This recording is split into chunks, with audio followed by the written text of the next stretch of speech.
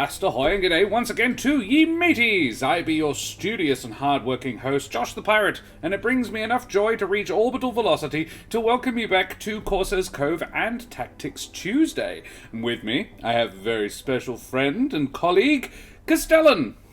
Castellan, who the absolute heck are you? Just some rando that you met at university. Pretty much. I just got to start it up to next year. You kids want to play some D&D? You guys want to try some RPGs? Yeah, that pretty much. Not that. No, hi, I'm Matthew. I'm Josh's long-suffering DM for There Be Dragons. I got him and Karen both into the RPG, which they consistently tell is my fault. That's right, the RPG. I DM a little show called There Be Dragons, where you can hear the dulcet tones of both Joshua and Karen Schlink. I put them through the ringer. Hopefully, we've got another session coming up this weekend, and today it's my very, very great pleasure to be here to talk one of my favorite systems that I've never actually played. Ooh. I just love it from there's several angles to it that I'm really in love with. On a conceptual level, it's great. It scratches a real itch of mine. From a mechanics perspective, I think it's great. And I can't wait to talk about it in more detail rather than generalities with you all. Awesome.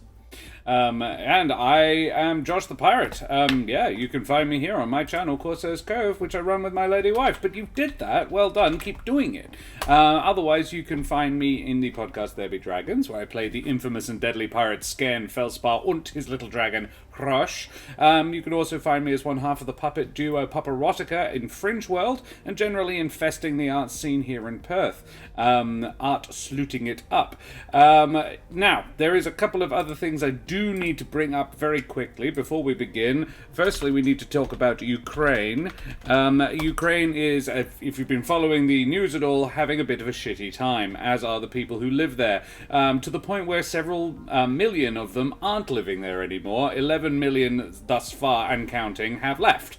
And that sucks for them. And so the emergency action appeal is a group of charities that have gotten together to try and do something about that. They've raised over $4 million, two of which has come from the Australian government, which is really cool. They're continuing to try to do that. So if you have any spare pennies in your digital wallet, please feel free to click on that link in chat and head on over there and give it to them, because it's a really, really shitty situation. Having been nearly homeless my own self, it's stressful. Being actually homeless, well, that's probably even worse, let's be on it. I also remind our charming, delightful, and generally lovely audience to please follow us on all these socials. We have the ! YouTube, which is almost up to date. I am in the process of rendering last night's episode, so if my stream crashes, that's why, because my computer is very hardworking. I think it's done by now. And you can also join us over on our Discord! Discord in chat. So yes, all of those things. We have done all the things. Very professional, much wow. We need to get into it then. Castellan, what the absolute... First of all, do you want me to call you Matt or Castellan? I'm happy with Matt, to be honest. It's what my friends call me, and it's what my enemies curse me as. Okay. There you are. Matt! Matt. The one other person I do need to thank, or organization, group of beings, is Sirenscape, who are currently playing the music that is gracing your ear holes. Or everybody else's except Matt's, necessarily. I don't know if Matt can hear it, but everybody else can. No, I've got Van Halen playing like... Nice. No, I'm kidding. You have my undivided attention. Soft techno beats in the background is what we've currently got, because I wanted something different, and I don't get to play this kind of music very often. So, let's have a look at this then. So, Matt, what is the deal with this game? I've never even heard of it. I did a very small amount of research, but beyond that, I know nothing. So, Monster of the Week has actually been on my radar for a while. I'm happy to say that it predates the McElroy brothers doing an entire podcast arc with it. So I can't just say, oh, I latched onto this as a result of their work. I actually found it prior because I'm a massive fucking nerd. But okay. the thing I like about it is something that I've tried for years to replicate this with my home games. Unfortunately, both fortunately and unfortunately, I suppose, you never actually experienced what I do when I attempt to genre bash home games. Because Debbie Dragons is very cut and dried, whereas this is much more in my wheelhouse, my personal favorite wheelhouse. So Monster of the Week is conceptually, like, I think pretty close to a beer and pretzels type game. It's very rules light. It basically uses a 2d6 system. You roll 2d6, you add a modifier, and then it literally is just a range of results that give you your outcome. Beyond that, there are a number of moves, very basic moves that everyone can make, and then a couple of specialized moves that particular classes, which they call playbooks, which I think is a really great term, especially when we get to why, that have specialty moves, sort of like, again, like class features. The story revolves around a mystery involving a monster, hence Monster of the Week. It can be chained along into a large ongoing arc with character progression because there is a leveling up system, which I actually really love how they handling level ups in Monster of the Week, and I'll get into that in a minute. But the really cool thing about it is that it's actually kind of like two games in one. The players have their own way in which they play, and then the keeper, which is their DM, has a very different sort of system. It's similar enough, but for the DM, it's basically diceless. They don't roll dice. They work off of what players' results are. And I'll give you a quick example.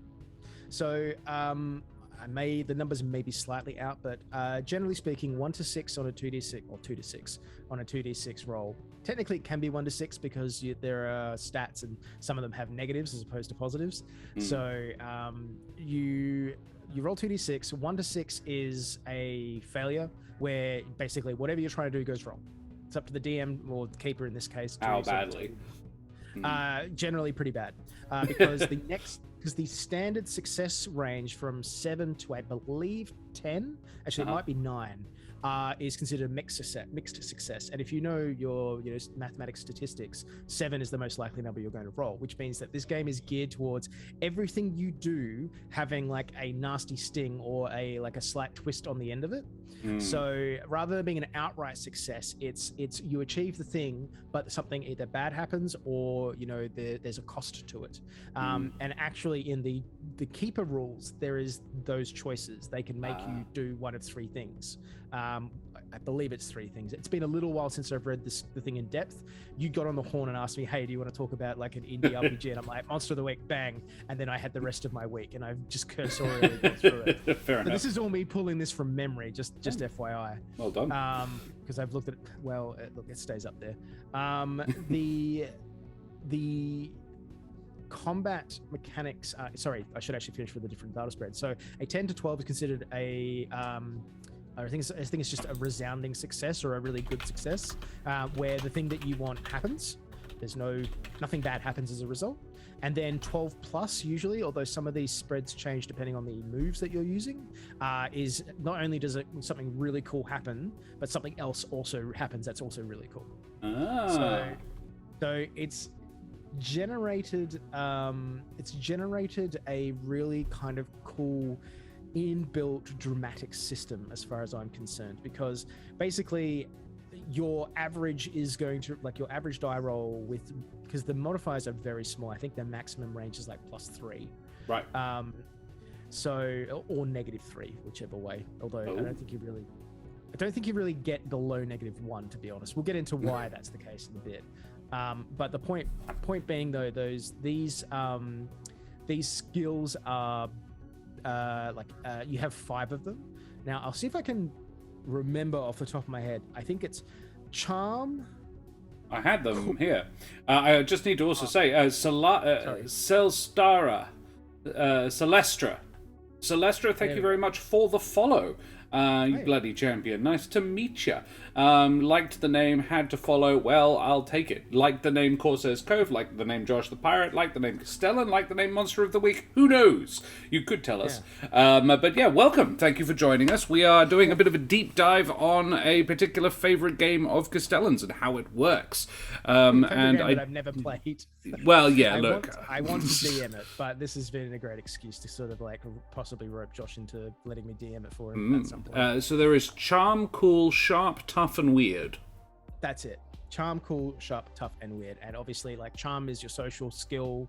Tough is like how much damage you can take and how much damage you can deal out. Also, if you're a tough guy, like, sharp is obviously your sort of your dexterous, like either mentally or physical skills. So I am a sharp customer. I know what to look for. Cool is obviously could be a measure of how cool you are in terms of just like, I'm a cool cat. I can do this thing. Like I ain't gonna, it's no mass, no fuss. And then weird is basically to do with anything supernatural, which the system obviously leans heavily into because it's called Monster of the Week. Basically the thing is the character creation is also really, really cool. As I said before, you basically pick like a playbook. Now these playbooks come with it's basically you start at the top of the page and you finish at the end of the page and you just follow it procedurally. Everyone does this. The playbooks names are really quite cool, and there's quite a few of them in the base game, which I have here. And then there's an additional series of them in this. I also found that I bought this at some point, which has like an additional 8 playbooks. I'm just going to quickly read a selection of options for you to just tell you what the playbooks are. So we have The Chosen, who was basically just I'll literally read the flavor text. Your birth was prophesied. You are the chosen one, and with your abilities you can save the world. Or if you fail, all will be destroyed. It all rests on you. Yeah, so that's a bit of a dramatic one to start up with. Oh goodness.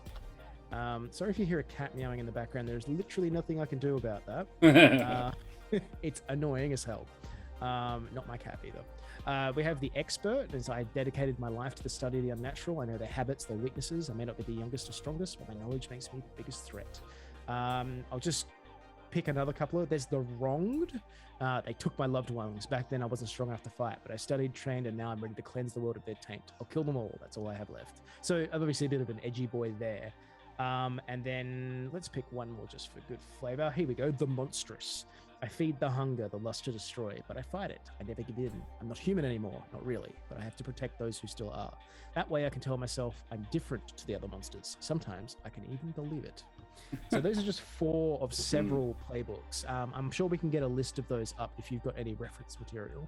Yes. Hi, Lizelle. Good to see you. I've seen this played. I think it's the same basic system as Masks. Okay. I'm not familiar with Masks, but I'd be keen to look into it. So if you wanted to chuck a link, it does sound familiar. Yeah, cool. I have the Spellslinger up at the moment, and I'll just slap it up there so we can have a look at it.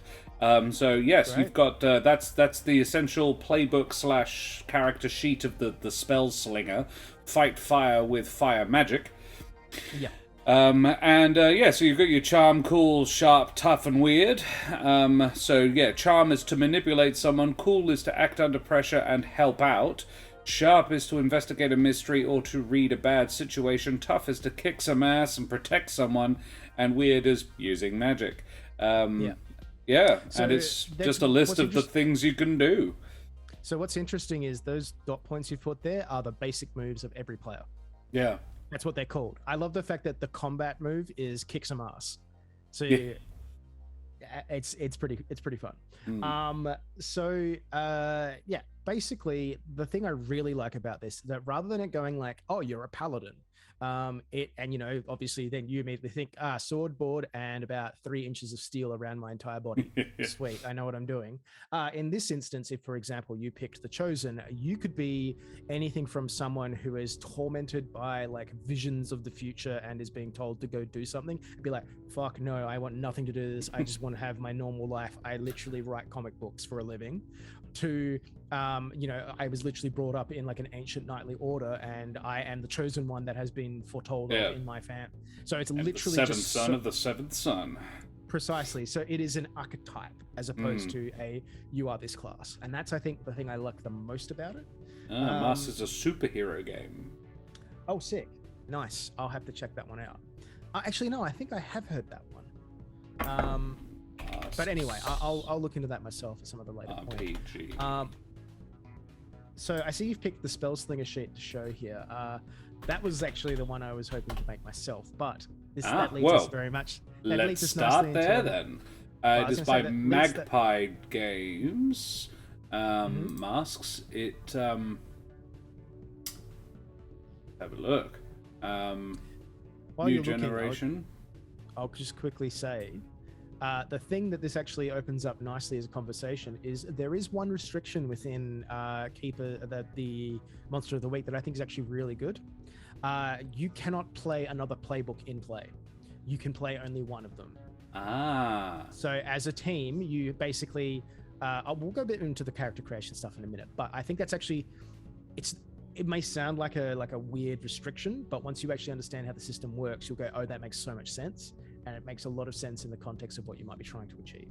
It would seem that Masks is at least extremely similar. It has playbooks as the way of doing of character creation, and the only dice you can get is D6s. So my guess would be it's extremely similar. Well, this is actually based off of the Powered by the Apocalypse system, apparently, which I haven't actually looked into very much, but I have heard about several times. It's much like I think it's the Forge system that Blades in the Dark uses, which was my like second go-to for this. In fact, I'm more than happy to come back and discuss Blades in the Dark at a later point. It's something that I have long wanted to run one of my sort of genre bash games in, and I'll explain what I mean by that later on because it's not really relevant to what we're talking about. But yeah, anyway. But yes, so if we were to make a party in this system, which I think is actually very eminently doable, since that like you're looking at the character sheet and it's pretty much what it is. You initially discuss with the other players the concept of your group, because you're not necessarily pre-established, but you definitely know each other. So that can run the gamut of your people that come together in a small town to fight off evil, to your like agents of some kind of like mysterious government agency, to your family members that are road tripping through the country hiding evil, a la Supernatural. There's a lot of different ways to approach this, but conceptually you want to come up with the idea before you sort of go into it. So yeah, maybe that's something that maybe we throw to the audience to come up with, like maybe a concept as to who these people are. Yeah. Anybody in chat have an idea of where to start us off in sort of a conceptual party group prompts. Dynamic? I kind of like when you said family traveling. My first thought was actually not the supernatural, but actually just people on a road trip, like just mum, dad, and two kids thrown into the back of the wagon to travel from state to state to get to somewhere, and on the way inadvertently more sort of like the start of a horror movie where you just sort of like the car breaks down and you have to go and find safety in the night, and you wind up meeting a bunch of roughnecks and hillbillies, one of whom has a chainsaw fetish and wears the faces of other people. I think you're going a little bit further down the rabbit hole with that than what it basically needs to be, because it's more about just trying to create like, because oftentimes it depends, like we're obviously bouncing this off the dome, right? But the concept for your party is just trying to kind of work out what the dynamic is, because there's a lot, say for example, like a bunch of people who are thrown together in circumstances like yourself, even if it's a family on a road trip, versus like for example, I've actually got one that I've kind of written for this, that I've got written down in detail somewhere in one of my journals. But my concept was you're a research team in an isolated research location. So you don't have to be, you can discuss what that is, but that just sort of gives you like, because you're clearly not the only people there as the players, because there will be NPCs and all the rest of it. But it gives you like that dynamic to go, well, okay, if we're a research team, I'm going to think about characters that would fit within that. So you might, for example, look at one of the playbooks called The Professional, which is effectively like you are a government man, you're a G-man, you're an agent trained in like professional skills for whatever it is, monster hunting or otherwise. You might have someone who's the expert, but in this instance, because they're the expert, they're like the lead of the science team in whatever it is. And then you might have the feeding on that idea. Then how about more in sort of my wheelhouse? Go sci-fi with it. New World colonists. Love it. And it's a small team to like go there to scout out and see what it's all about in the first place, and find initially, lovely place, just a tiny amount of hostile flora and fauna. Yeah, absolutely. I've actually managed to find, I don't know why I didn't, but I've actually managed to find the table of contents. So I'll be able to give you a list of what the playbooks are that exist. So at least in the core book. And then I might even pull out the Tome of Mysteries and have a look, because there's 8 more in there apparently. So there's the Chosen, which is the one I mentioned before, the Crooked, which is like a criminal. Yeah. The Divine, which is obviously a godbotherer of some kind. Or is empowered by the Divine, rather. The Expert, as I mentioned, someone who's like, I know all this stuff. The Flake, I love the Flake. The Flake is great. The Flake is basically like conspiracy theorist. Right. Yeah. The Initiate is like someone who's been brought into like an order of some kind. The Monstrous is obviously the one I read out before. This is another one of my favorites. In fact, I'd love to play it myself. Is the Mundane. It's literally just a dude. That's his whole, like, I'm a guy. His whole playbook, or her whole playbook, is based around like the monster goes after you because you're just the regular dude. And your moves are predicated off of that. You're also much better with dealing with NPCs because I'm just a guy like you know? Then there's the Professional, as mentioned, the Spellslinger, the Spooky, which is, I think, sort of like spiritually awakened, but dealing with, I see dead people, basically. And then the Wronged, which is like Edge Boy. As we said before, he's like, I've got nothing left. I'm basically the murder hobo. Let's be honest. But probably for good reasons, because they're usually like, it's the Wronged, you know, they've had... Lizelle says, could be a family destined to fight monsters, a la Charmed or Supernatural. Yeah, that's an idea. Go. Let's have a gender bashed Charmed party then. Sure. So several siblings with not all, but like a mixture. And several siblings, possibly with a. I never watched Charmed, so it puts me at something of a disadvantage. But like possibly with an older friend, mentor. Who, like, I'm almost thinking more Buffy the Vampire Slayer, sort of somebody who was like, I need a new generation of these youngsters to fight, and their parents did it, and their parents went missing a while back, and this person has been their guardian, and then they come of age shortly after they find out their parents have died. Doing this, the guardian was actually put in place by the Order to look after him, and now it's like, you're gonna have to step up. Yeah, I think, again, you're running ahead. That's okay. I've looked up there's only 4 new playbooks. I really liked just the sound of one of them. It's called The Gumshoe. It's literally, I'll just read it. It's like, you won't understand this. When I take a case, I'm supposed to do something about it. You're supposed to do something about it, whether you like it or not. You've got to pay for what you've done, sweetheart. Whatever it is I might feel about you. Yes, I have some bad nights, but I still have myself. It's the edgiest interpretation. It's literally like the dame walked in and legs went all the way up and all that sort of crap. Look at the gams on that one. Gams. I think there's not really. There's only a few more words in the English language that I detest more than gams. Hey, Black Angel, good to see you. 29. Nope, no sex cults today. Sorry, my friend. Castellan here is talking to us about Monster of the Week, Black Angel. It's the thing that Black Angel does. They come in, they type / roll space 100, and if they get a 69, then we have to put a sex cult into one of the games. Okay. What's funny was we did, and because Black Angel wasn't there to see it. Oh wait, I think I remember this. I watched it was a the while streamer back. shitpost all the time. So It was on a one shot. It was on a mano a mano Monday. Yeah, I put a sex cult into the Humblewood game on Thursday night. It wasn't. It was two cultists having sex, so it's a sex cultists, if not a sex cult. sex coitus, cult coitus. One shot sex cult.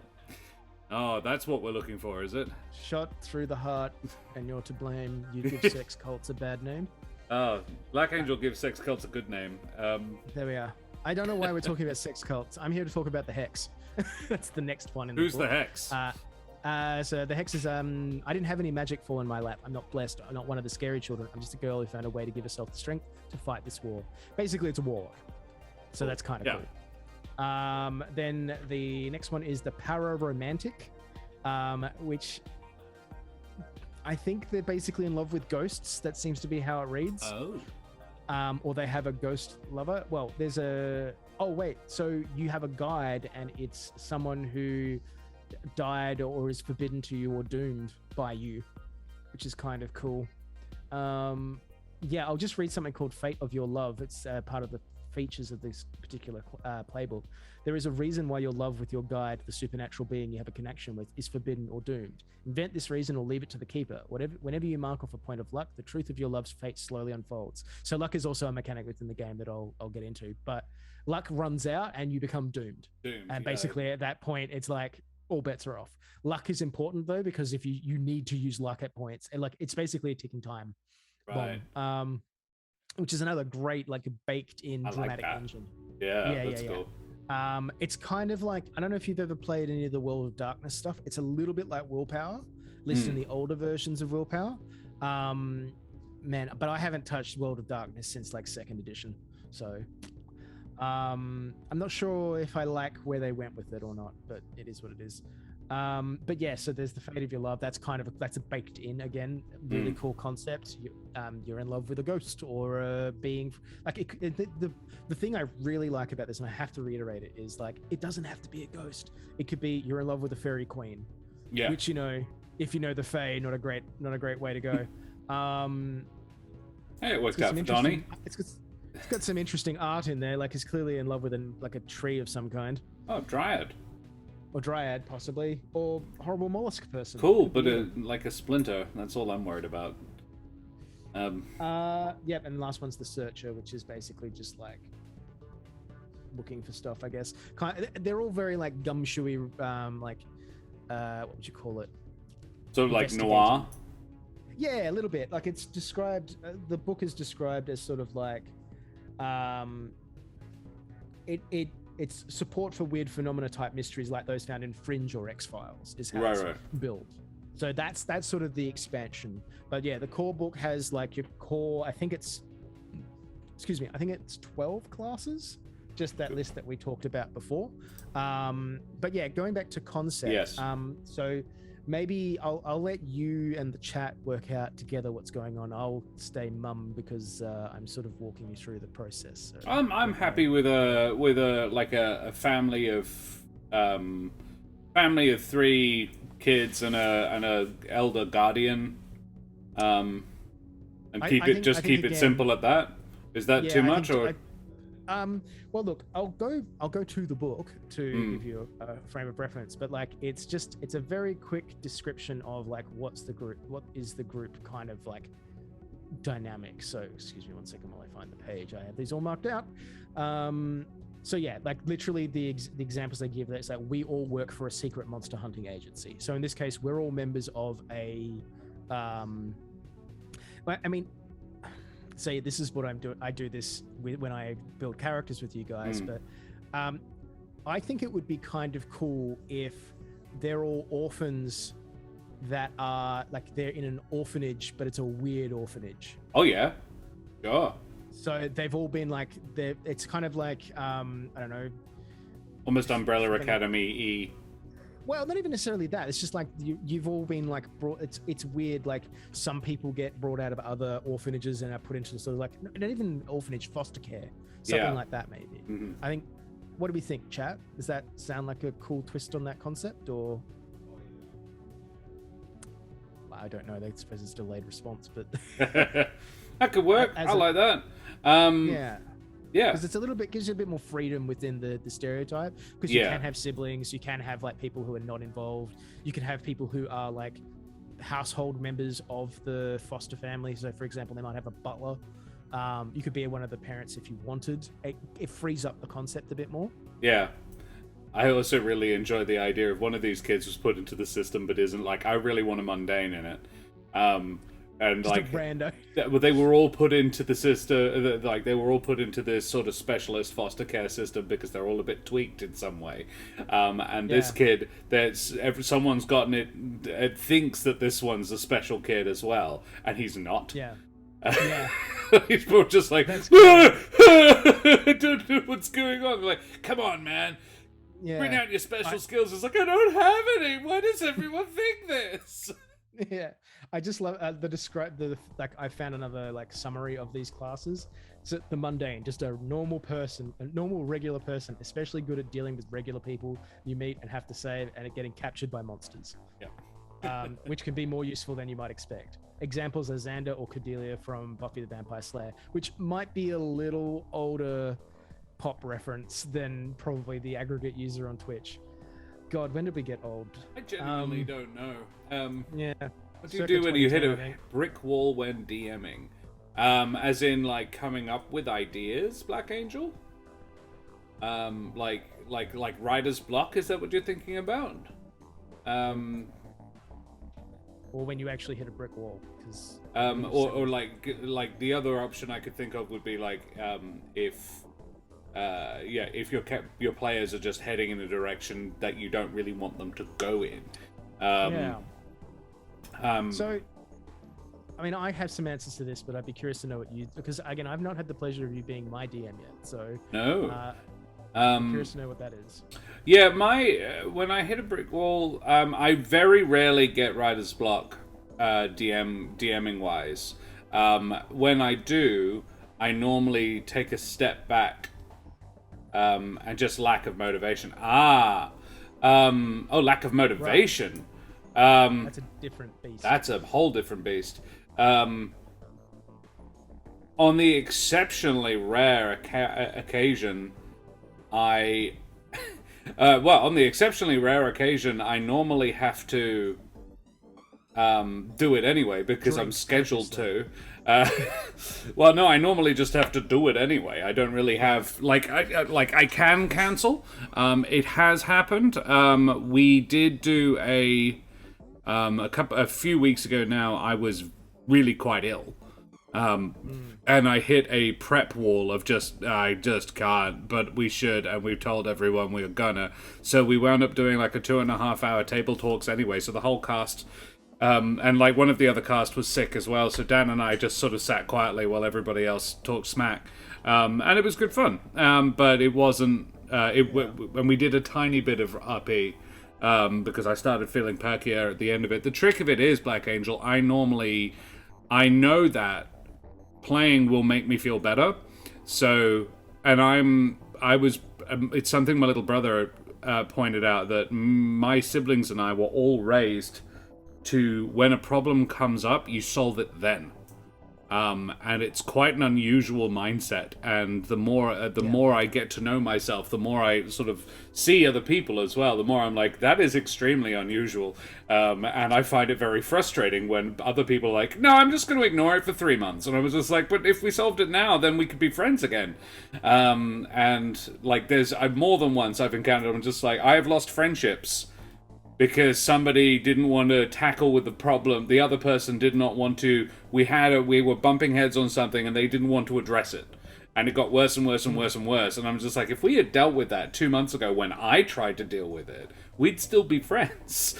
I feel like this is getting into therapy, which admittedly D&D is good for. But so my point with it is, the point I'm making is that a lot of the time when I know, like, if I'm just not feeling it and I'm just not really wanting to do it, another part of my brain clicks in and says, yes, but if you do this now, then you get to play D&D, which will make you feel better, and you will want to do it. but also for the current moment, it is for good advice as well. Yeah. If you're just wanting a little bit of... Ed, this is the trick. Everybody works differently. That tends to work for me. Also, because about 60% of the time, no, about 90% of the D&D I now play is live on Twitch, in a scheduled time slot for an audience who are really quite loyal. And... like, it's really appreciated, and it really makes me get up, and it gives me the oomph to get out of bed. So I do have to do it. And again, it's like when you're at university and you only do your assignment the day of. Because I was like, I don't want to do it until I absolutely have to. Fine, I absolutely have to now. I rarely prep the session more than the day before.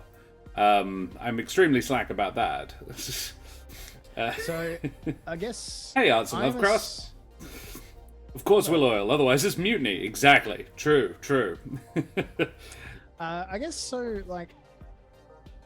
from my perspective on that question, I'm kind of a bit broken in the same way that Josh is, but where my way to address that is... I, much like Josh, had a stint. I won't say it's over, but it's probably not going to happen again, where I was a professional stage actor for like several years. And the thing about being a stage actor is it doesn't matter how you feel internally. Yeah. You need to get out on stage because people have paid X amount of dollars to sit down and watch. And that is kind of how I feel about my games, because I actually love freeform improv games, but I never play them. I never run them and I never play them because no one's got time.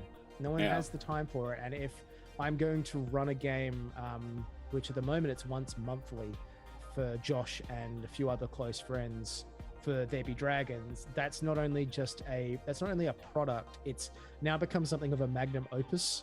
I've literally written a fucking fantasy novel to work. Like I've done a Tolkien. That's what I've done, really. Josh can attest to the Matt prepares a lot more than I do. D&D wise, I spend probably at the moment it's normally no more than 3 hours prepping a sesh. I would have thought Matt pushes 10 times that. Look, I'm lucky in that I've managed to build such a I've come out the other end of insanity. I have that much detail in the world that when something comes up, I kind of have to think for a moment. You just know it. Well, the logical consequences of these actions or decisions would affect the world in this way because I know so much of the detail around it. Yeah. So it actually makes it quite easy to go, okay, I will adjust course as appropriate. I probably spend the most time working through and prepping in terms of DM prep. I probably spend the most time trying to work out encounters, and they seem to be more set piece than I think a lot of other games be. I'm turning into you. I'm speaking like a pirate now, because I actually really love watching characters develop, and frankly, I have minimal input on that. That is really something that people do, reacting to the world in which I put them in. So my favorite moments of any game are, generally speaking, when the players start sort of talking in character amongst themselves and there are decisions made that come out of left field, or there's massive moments. So for me, I guess my prep process more or less is I write a synopsis of the previous episode, read it, go, okay, that's what happened last week. I know what my trajectory is for this arc or the next couple of sessions. How do I then provide the content from A to B? And more importantly, what encounters exist within this content? And then I go from there. And then I basically dot point what happens in terms of outside forces. And then I look at decisions the characters have played and I go, yes, it's you. Look, it's you. Consequences of your own choices. And just put that in front of them. So my prep is actually relatively quick, but it is also weirdly in depth, if that makes sense. It's a lot more mental rather than me writing shit down. Yeah. And then I'll customize monsters if I'm feeling like it. So. But Humblewood used to take me 6 to 8 hours a nap. And yeah, as you say, as you get more and more detailed in the world, like I'm at just over 60 sessions of live Humblewood now, And yeah, my knowledge of the world is such that I just know the answers. Most of it because it is in line with my own in-head canon, just generally in any of my homebrew settings. That is how that works. So I don't have to, go very far with it. It's like becoming a super fan of a novel series and understanding everything that's happening in the world. Yeah. Except it's something you've written. I have copious amounts. I've probably got I'm not even joking, probably somewhere in the vicinity of 100, 150 pages on the world. Yeah. And some of them are just really stuff that is never going to come up, ever going to come up. And then other stuff has only just recently become relevant, and so it's now making an appearance. And it's cool, sick. That it's a thing. It exists in the world. But yeah, going back to sort of the brick wall, because we started to talk about DMing styles and stuff like that. But basically, the brick wall thing. Again, I'm kind of broken in the fact is I just go you got to do this. Don't grumble, just get it done. Which I know is not necessarily helpful for a lot of normal non-broken people.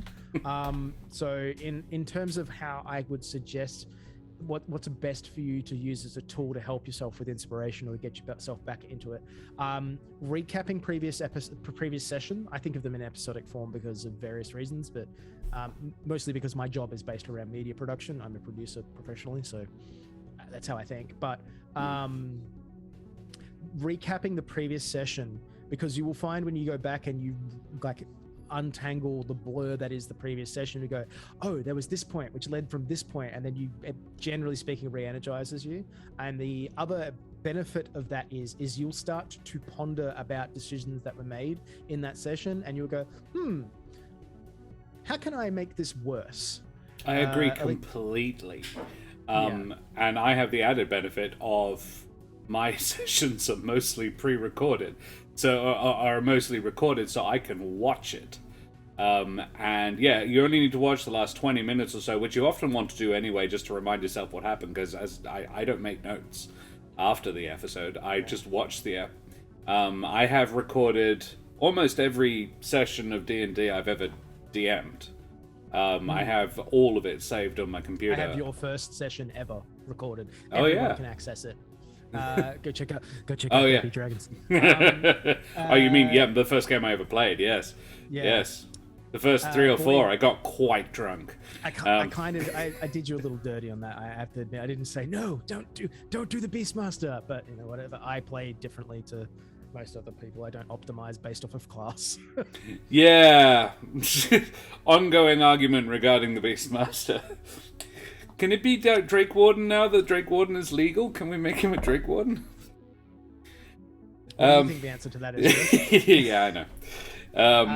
We can discuss stuff at some other point. Maybe not blazing row on your channel. We are not arguing. It's we're not even talking about it. Let's talk about Monster of the Week. It's an interesting question, Black Angel. I hope that helped you. I think the big answer is we both strongly agree. Listen back. Read over your notes of the last one and remember how everybody how they reacted to it, and that'll give you some prompts that'll also get you fired up. Third little tool to use: just start a call. If you've got Discord, call up your mate or one of your members and just say, tell me a bit about how do you think the campaign or the story is going? Tell me a bit about your character and what's going on with them. What would you like to see happen? It's not by choice. It's more I am trapped in the house with one particular player, so that happens more often than not, and so I don't really do it with others, but I probably should do that more. And just quickly, Dark Heresy is also a game system that I own and have never DM'd for anyone. I have Dark Heresy, Only War, Black Crusade, Rogue Trader, and I always forget Deathwatch. Deathwatch is the new one, isn't it? Deathwatch is not the new one. That's Wrath and Glory. Deathwatch is the one where you play as Deathwatch Space Marines. Yeah. Which is basically the Space Marine one. It's where you can build Space Marines. I love 40k. I am hanging out for the next Siege of Terror novel. I want to see the Malice Above the Palace, the shakedown of the crown. I can't wait. But Arts and Lovecrafts is Rachel Foucault's partner. Oh, okay. Hi. How you doing? Dan. Right. Great. Yeah. That's sick. I'm looking forward to. I actually won't go into it. Anyway, so but yeah, so no spoilers. No spoilers.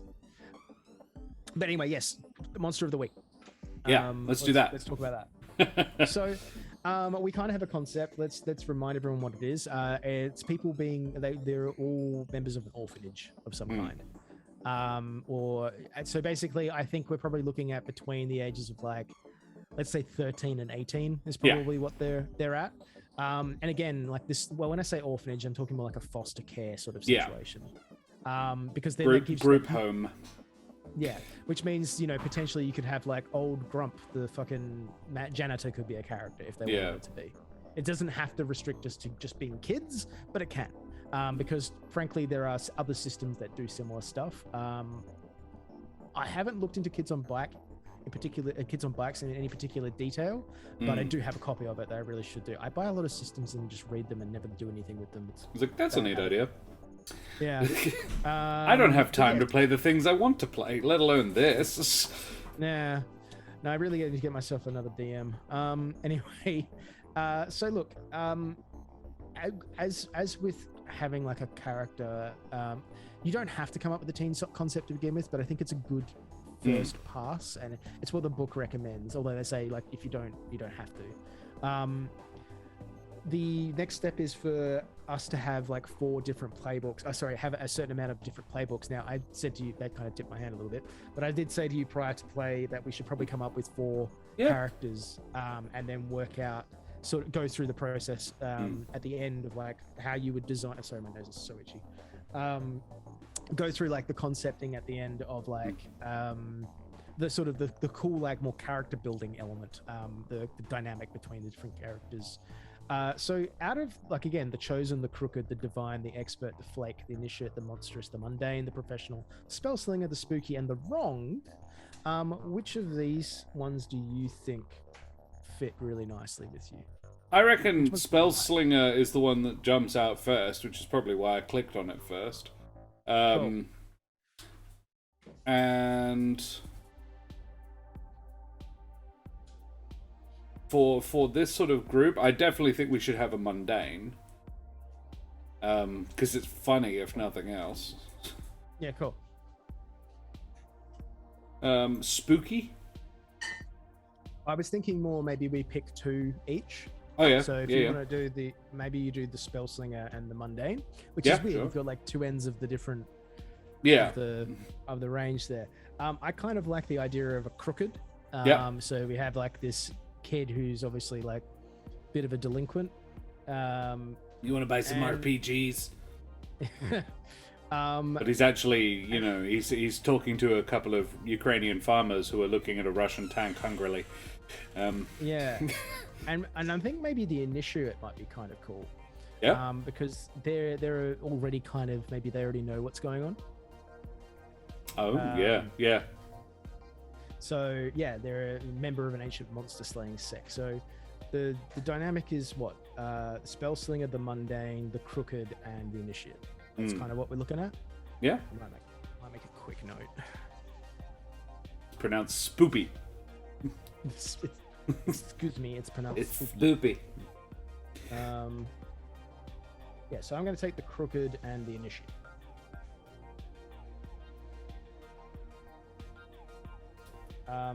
But for the sake of the stream, why don't we go through the process of creating the Spellslinger to begin with?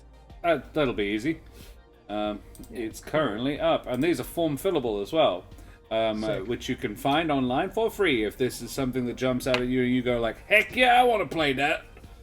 Let me just quickly find pages. Gotta turn this pages. Whenever you roll and get a total of 6 or less, or when a move tells you to, mark an experience box. That's clever. Damn it! You've. That's part of the reason. One of the things I like. Basically, it's like if you fail, you get experience, which makes sense. That's neat. Like you don't do that again. Second.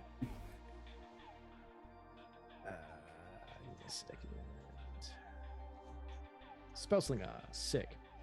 They've drawn Harry Dresden on the book, which is kind of cool. Yep. I'm actually re-listening to that entire series at the moment. I'm up to Blood Rights, which was possibly not the best of the books. That's okay. We'll get through it and we'll get to the next one. Yes. So first of all, it starts off with a look. So what they've got here is you can pick woman, man, or androgynous. And then so you pick one of those three. So whatever you want for your character, woman, man, or androgynous. The next step is rumpled clothes, stylish clothes, goth clothes, old-fashioned clothes. Those are the sort of like 4 choices you have as like an example. I think goth girl or Spellslinger. Sick. Shadowed eyes, fierce eyes, weary eyes, sparkling eyes. Fierce. Sick.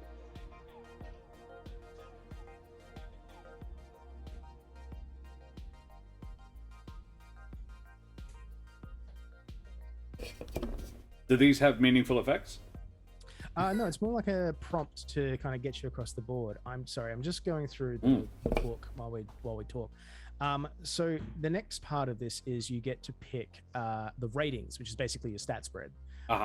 So each playbook comes with a choice of, I think, 5 total, or at least in this instance, there's 5. So you can take charm -1, cool +1, sharp +1, tough 0, or weird +2 as like one option. So you might want to make a note of these stat spreads actually. So -1, +1, +1, 0, 2, or +2. And these are ores? Sorry? These are ore? Yeah, I'm so going to tell Josh that spreads he's building Raven from Teen just Titles. read that. I am doing that. So yeah, that's one stat spread. The next one is, I'll let you write that down if you have. Actually, my mental image of this person was actually the pyromaniac from Hellboy. Yeah, fair enough. So yeah, what am I writing down? So is it an either or? So I take I can pick one of those numbers, or that is the stat spread I can pick. There are 5 stat spreads. I've just told you the first one. Right. Okay. So you might want to make like a charm, cool, sharp, tough, weird, and then put these underneath it. Tough and weird. Yep, sure. And so yeah, what was the first one? Sorry. Charm is -1, cool is +1, +1, sharp is +1, tough is 0, and weird is +2. +2. And to save you time, weird is +2 in all of these. Yeah. Just to save you some time. The next one down is charm 0, cool -1, sharp +1, and tough +1. Ooh. Yeah. Third one is charm -1, cool 0, sharp +2, tough -1.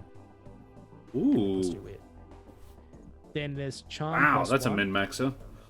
Yeah, charm +1, cool 0, sharp +1, tough -1, weird +2. -1.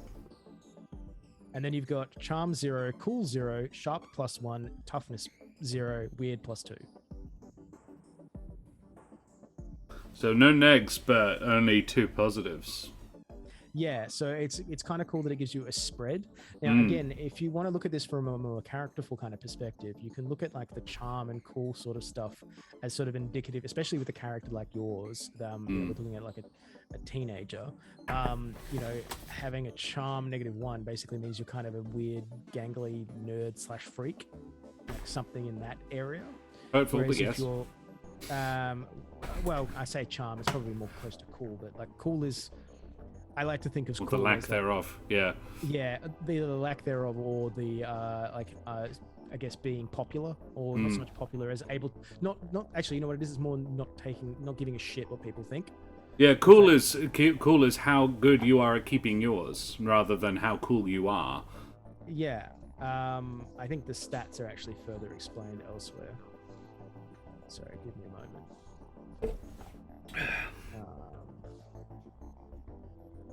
Well, I don't think she's super strong, so we can wipe the middle one out. Yep. I think she's fairly tough. Yep. So we're probably. I reckon it's the second one. I reckon she's a 0 in charm. She's not very good at making people do what she wants. She can lose her shit every now and again, so -1 in cool. Yep. No. I put a negative in there. That's -1. There you go. And then a +2, a +1 in strength and toughness. Mm-hmm.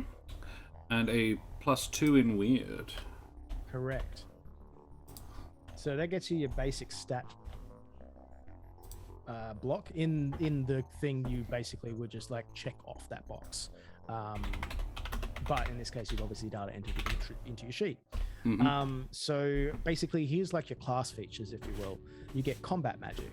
You have a few attack spells you can use as weapons. When you use those spells to kick some ass, which is the in bold, obviously being the character, being the thing, you rolled plus weird instead of plus tough. Nice.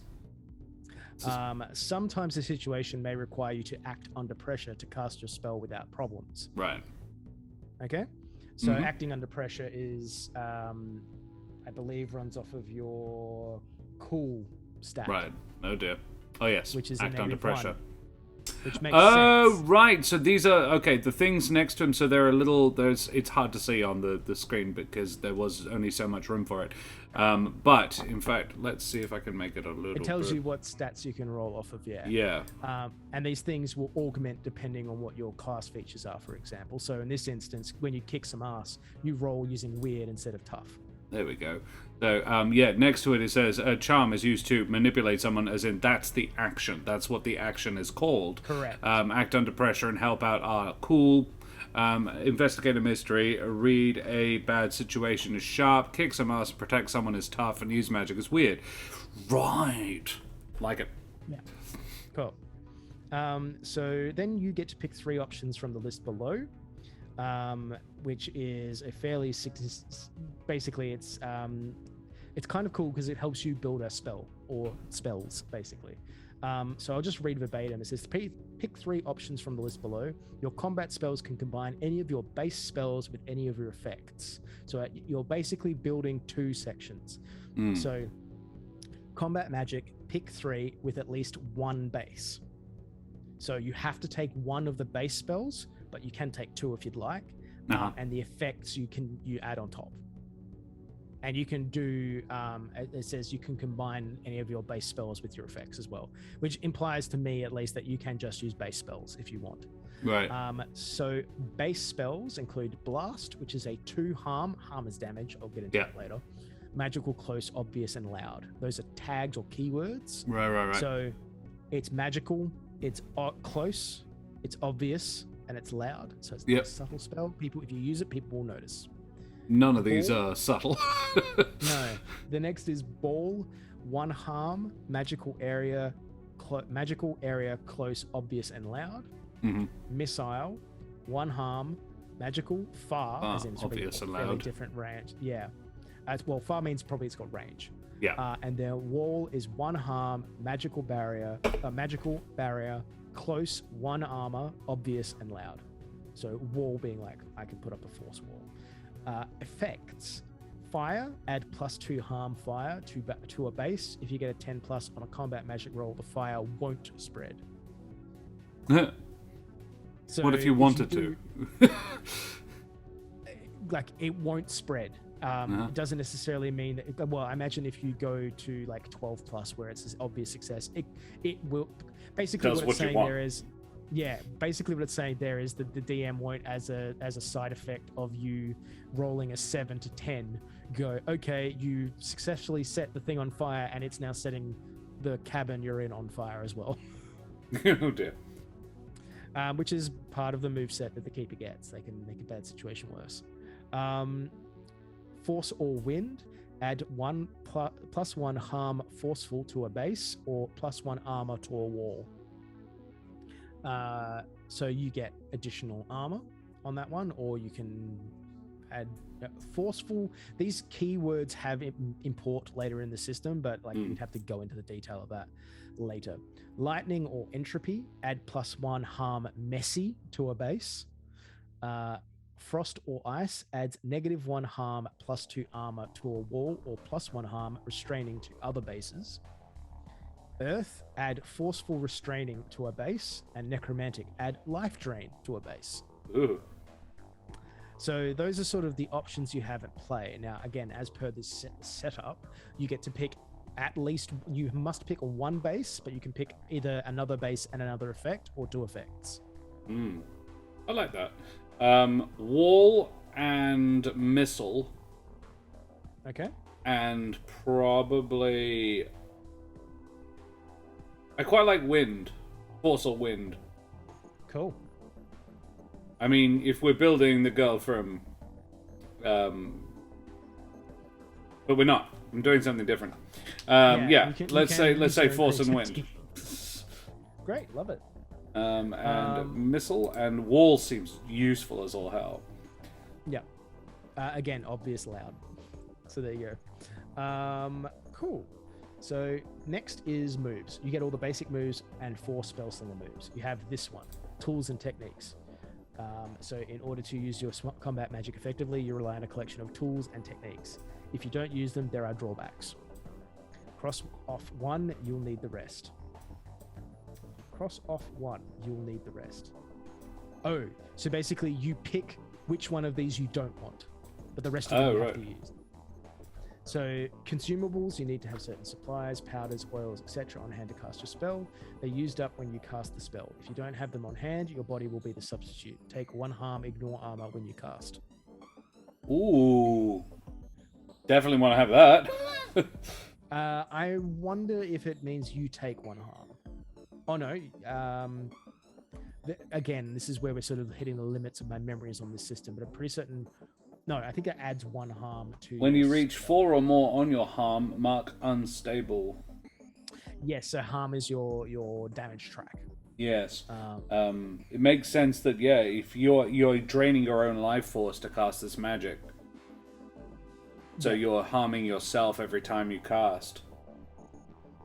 Yeah, it takes 1 harm and it ignores your armor. That's what it is. So consumable, you have to have certain supplies, but you can use it without it.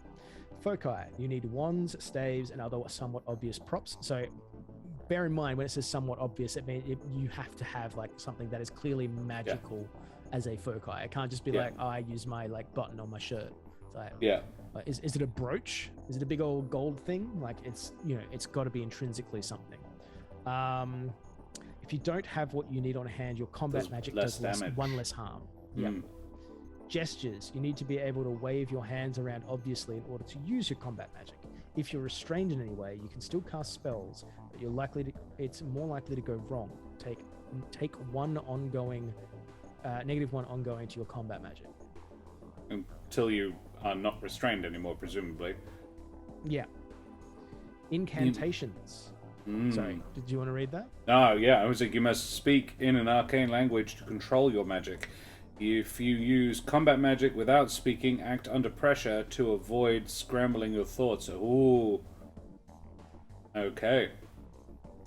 Producing hallucinations, sensory deprivation, and general befuddlement, which is obviously fun for me, if I'm the keeper. Yeah, right. You have to be 3 of those. You don't have to be, but you can cross 1 out. You can remove 1. Cross 1 off, you'll need the rest. I would lose consumables. So you need a foci, you need to use gestures, and you need incantations. Yeah. So you need to be basically an actual witch. Yeah. Okay. So one of those would be crossed off. If we had like a pen and paper, you'd just go. So we'll lose consumables. I'll just make a quick note on my end because I am now incredibly invested in this. Plus, you get to pick 3 of these. Advanced arcane training. If you have 2 of your 3 tools and techniques at the ready, you may ignore the 3rd one. So basically, that's a modifier to reduce the overall need. Arcane reputation. Pick 3 big organizations or groups in the supernatural community, which can include some of the more sociable types of monsters. They've heard of you and respect your power. With affected humans, take +1 forward. Now, forward is... I believe it is a bonus that you can use on rolls situationally, but I can't recall the specifics of that mechanic. Right. I'd have to reread it, but I'm pretty certain it is like... So I think there's forward and hold. I'm pretty certain hold is something you can I think a hold is something you give to your DM Right. from memory, and which I think the DM can then use to obviously fuck with your totals. When you manipulate them, with affected humans, take +1 forward when you manipulate them. You may manipulate affected monsters as if they were human with no bonus. Right. So basically, this allows you to manipulate creatures, potentially. That's cool. Could have been worse, which is a fucking I great like that. name for an ability.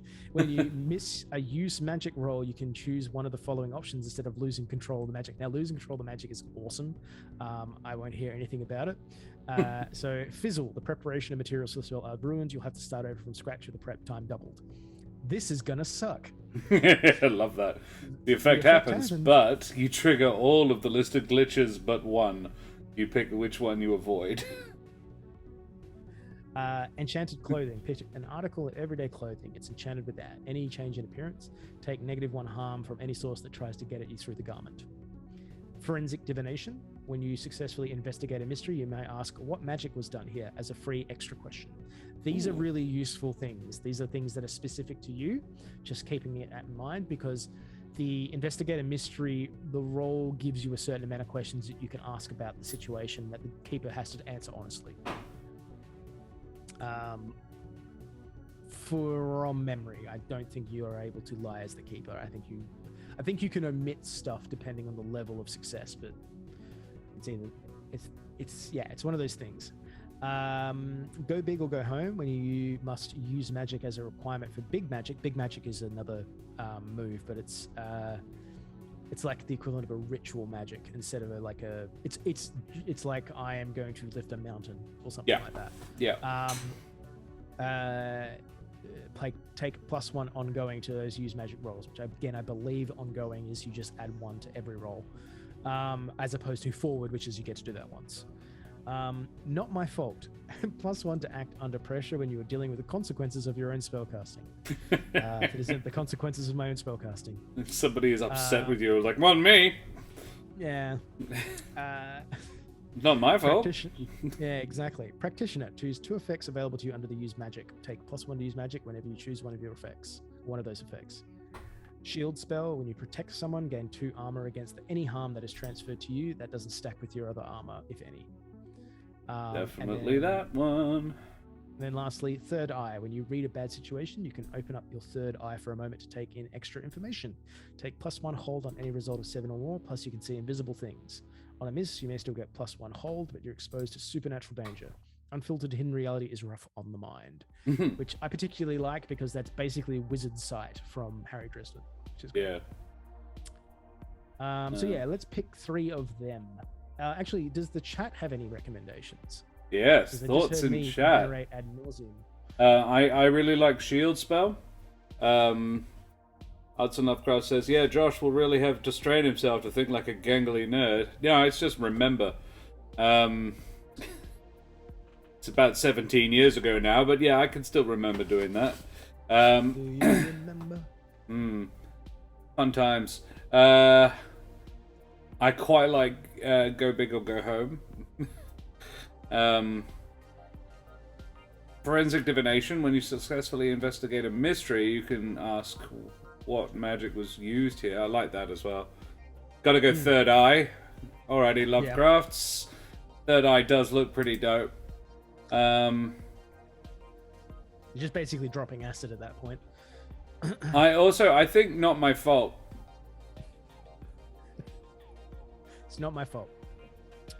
Although I do really like Advanced Arcane Training, and I think that leans into the thing. Honest, I really like Could Have Been Worse. I think that's sick. Yeah, all right, go on then. Let's have that one. Yeah. So Could Have Been Worse. Could Have Been Worse. What was Not My Fault? Shield and Third Eye.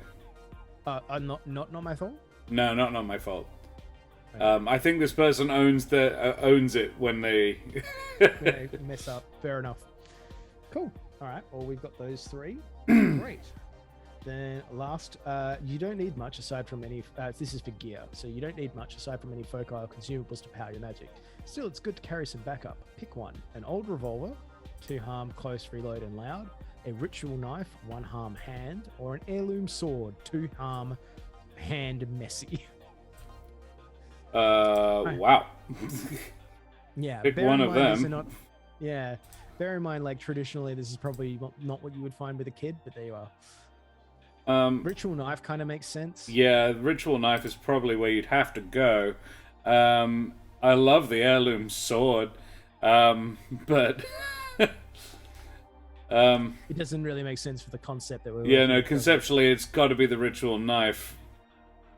One harm hand, She- but it's not messy or loud, which would No. be useful. Yeah, cool. So the next step is introductions, where it says when you get here, wait for everyone to catch up. So I think at this point, maybe we just quickly jump over to the other character that we were looking at, which was the mundane. I don't know if you can save that sheet and bring up the mundane for you all, but I certainly can. I will unfortunately have to read out ad nauseum the numbers for the different spreads. But Well, not necessarily, because we could just jump straight on over to them. They're at the bottom of the page. So we can just look at them. It's always +2 to charm. But first we need to figure out who this person is.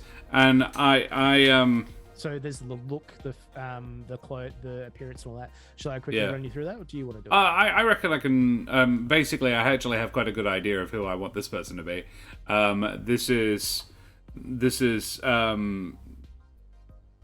Chad Normal Person, and Normalson. yeah, Chad Normalson. Yeah, and yeah, think the jock in any stereotypical 5 kids go into a haunted house and they all get murdered. He's the boyfriend. The girlfriend gets killed from her own stupidity, but then the nerdy girl who's friends with the girlfriend winds up with the jock, maybe. Hey, gang, let's split up. Shaggy, you go with Scooby. Me and Velma Yeah. are gonna. Yeah, exactly. It's Fred Jones. Yeah. Yeah, cool. In fact, let's call him Jonesy. Jonesy. So Chad Jonesy. Chad Jones. Chad Jones. Chad Jones or Jonesy. Yeah. Or Jones normal, so Jonesy normal person. Jonesy Normalson. Bloody Jonesy normal over here. Jonesy. Yeah. Roundabout. So yeah. Yeah, cool. Jones. Yeah, there we go. Yeah, so I reckon he's also pretty tough. So and pretty strong, which only leaves us 2 options. Either he's bad at weird or bad at cool. I think he's bad at weird. So we go for the very last one. Charm plus the second last one. Top one is also available. It says Charm 2, Cool 1, Sharp 0, Tough 1, Weird. Oh yeah, he's not very sharp. I reckon the top one. Yeah. Yeah. I reckon +1 in cool. Yeah. +1 in cool. He is sharp 0. Tough +1. And he doesn't understand magic at all. Yeah. -1 in the weird. There we go. I love the move set for the mundane. I'm just gonna give you the titles and then we'll go back over them. How about that? Yeah. So, always the victim. Oops. Let's get out of here. Panic button. The power of heart. Trust me. What could go wrong? Don't worry, I'll check it out. So, always the victim. When another hunter uses protect someone or to protect you, they mark experience. Whenever a monster captures you, you mark experience. Oops. If you want to stumble across something important, tell the keeper. You will find something important and useful, although not necessarily related to your immediate problems. Let's get out of here. If you can protect someone by telling them what to do or by leading them out, roll +charm instead of +tough. Panic button. When you need to escape, name the route you'll try and roll +sharp. On a 10+, you're out of danger, no problem. On a 7 to 9, you can go or stay, but if you go, it's going to cost you. You leave something behind or something comes with you. Yeah. On a miss, you are caught halfway out. Oh no. Power of Heart. When fighting a monster, if you help someone, don't roll plus cool. You automatically help as though you rolled a 10. That's neat. This is what I mean by the mundane being sick. It is really cool. Trust me, when you tell a normal person the truth in order to protect them from danger, roll plus charm. On a 10 plus, they'll do what you say they should, no questions asked. On a 7 to 9, they do it, but the keeper chooses one from they ask you a hard question first, they stall and dither a while, they have a better idea. On a miss, they're going to think you're crazy and maybe dangerous too. I adore that.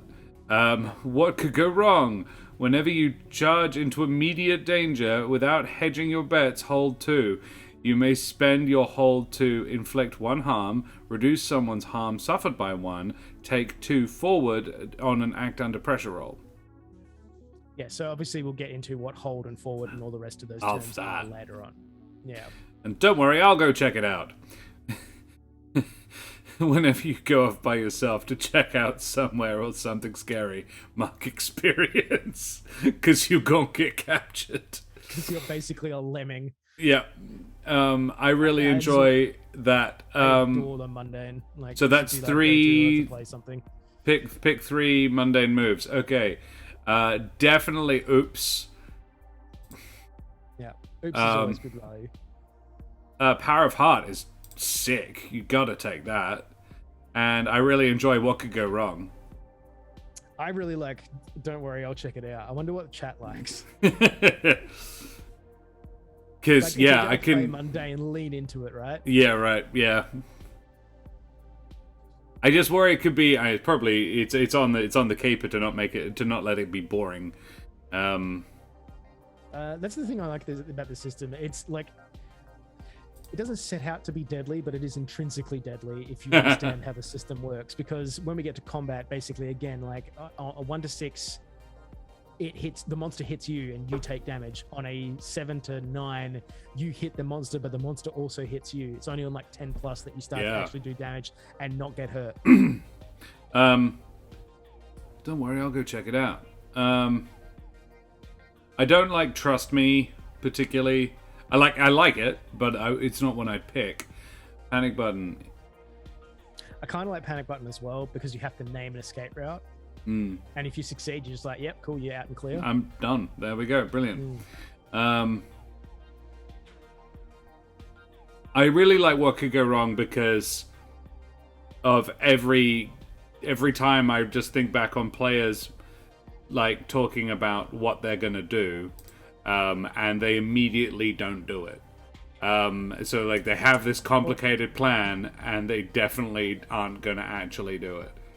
Well, that's the thing, though. Like, that is hedging your bets. If you make a plan going in, that's hedging your bet. You're going, I should do this and then this. Like, if you make a plan, it's basically you're just charging headlong into danger. If you make that decision, you get bonuses for it. You literally do what a mundane person would do in any situation, which is probably panic.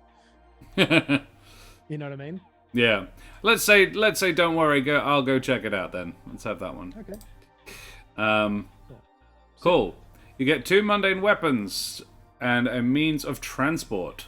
Nice. Pick 2. Golf club, baseball bat, cricket bat, or hockey stick. Innocuous. Means people won't question why you've got it. Yeah. But it's messy. Yeah. Yeah. A pocket knife or multi-tool. Definitely that one. Multi-tool. Super useful. Hunting rifle, 3 harm, far loud reload. Sledgehammer or fire axe. Nunchucks. I totally see Chad Jones having a nunchuck. I reckon he does, but he doesn't know how to use it. So it's really just hitting people with a stick. He totally has nunchucks. That being said, guy also plays hockey. Oh yeah. I reckon he plays hockey. Fair enough. Mode of transport. I'm fairly new car in decent condition that his parents bought him. Or he's a motorcyclist. Yeah, there's that. Classic car in terrible condition. Possibly that. Yeah, or a motorcycle. Like, there's no reason why he doesn't have like a job and saved up to buy himself a motorcycle. Yeah. or a bicycle for that matter, because if he's athletic. Or a skateboard. A skateboard could be that. I reckon a skateboard. Skateboards. Yep. Sick. Cool. And then we're basically at the introductions level again. So I guess we do my two, if you wouldn't mind walking me through them. That'd be great. So we're looking at the Crooked. The Crooked. All right. So yeah, you got the standard intro option. Yeah. So yeah, what are you thinking for the actual, like, what they're like as a person? Well, I think there's 3 levels of descriptors that actually explain what they look like on the sheet. Oh sure. It's like alrighty. Introductions, history. I think that you've skipped ahead. I'm thinking it's more like the appearance thing. So I think I'll make the Crooked a female character. Trying to find it. It might Underworld introductions. Well, I saw it on one of them. Getting started. Yeah. Oh yeah, pick one each. Man, woman, concealed. Actually, I think no, I think woman. I think female. Yeah. Hard eyes, friendly eyes, watchful eyes, smiling eyes, calculating eyes. I think watchful eyes. I think this is a street kid. Yeah. Streetwear, tailored suit, cheap suit, tracksuit, nondescript clothing. Probably wears streetwear. Not because obviously streetwear being streetwear, but just because I think that's what they would probably be used to wearing. They're just like nondescript clothes isn't really their style, so to speak. Yeah. I do like though that the options, like you can have tailored suit or cheap suit. Or be either cheap suit. Or not. Or a used car salesman. Yeah. Arson Lovecraft agrees with the hockey, but asks, is there a red Chevy an option for Chad? Would you take that Chevy to the levee? Oh, the levee could be dry? Yeah, the levee will almost certainly be dry if you go to the levee. And probably filled with corpses. Cool. But the good old boys would be drinking whiskey and rye there, though. That's true. So yeah, your consistent stat is... Oh, there is not one. These ones vary.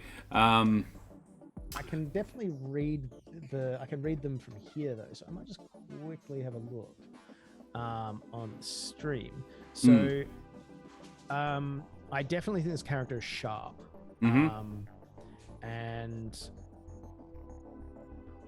But I do think they probably have like a degree, like I think stat block, I think the third one, to be honest, charm -1, cool +2. So I think the charm element is not really coming into play. If you're born on the streets, you're probably a bit harsh, a bit feral on the edge.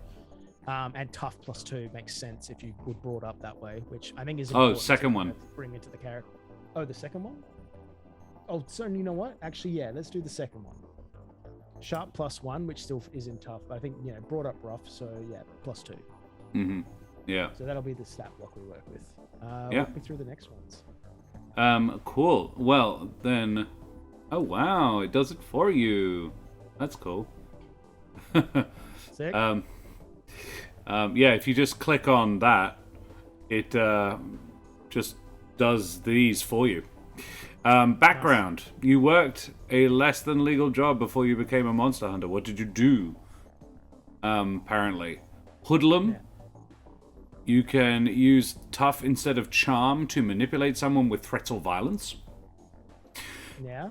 You were a burglar. When you break into a secure location, roll sharp on a 10+, pick 3.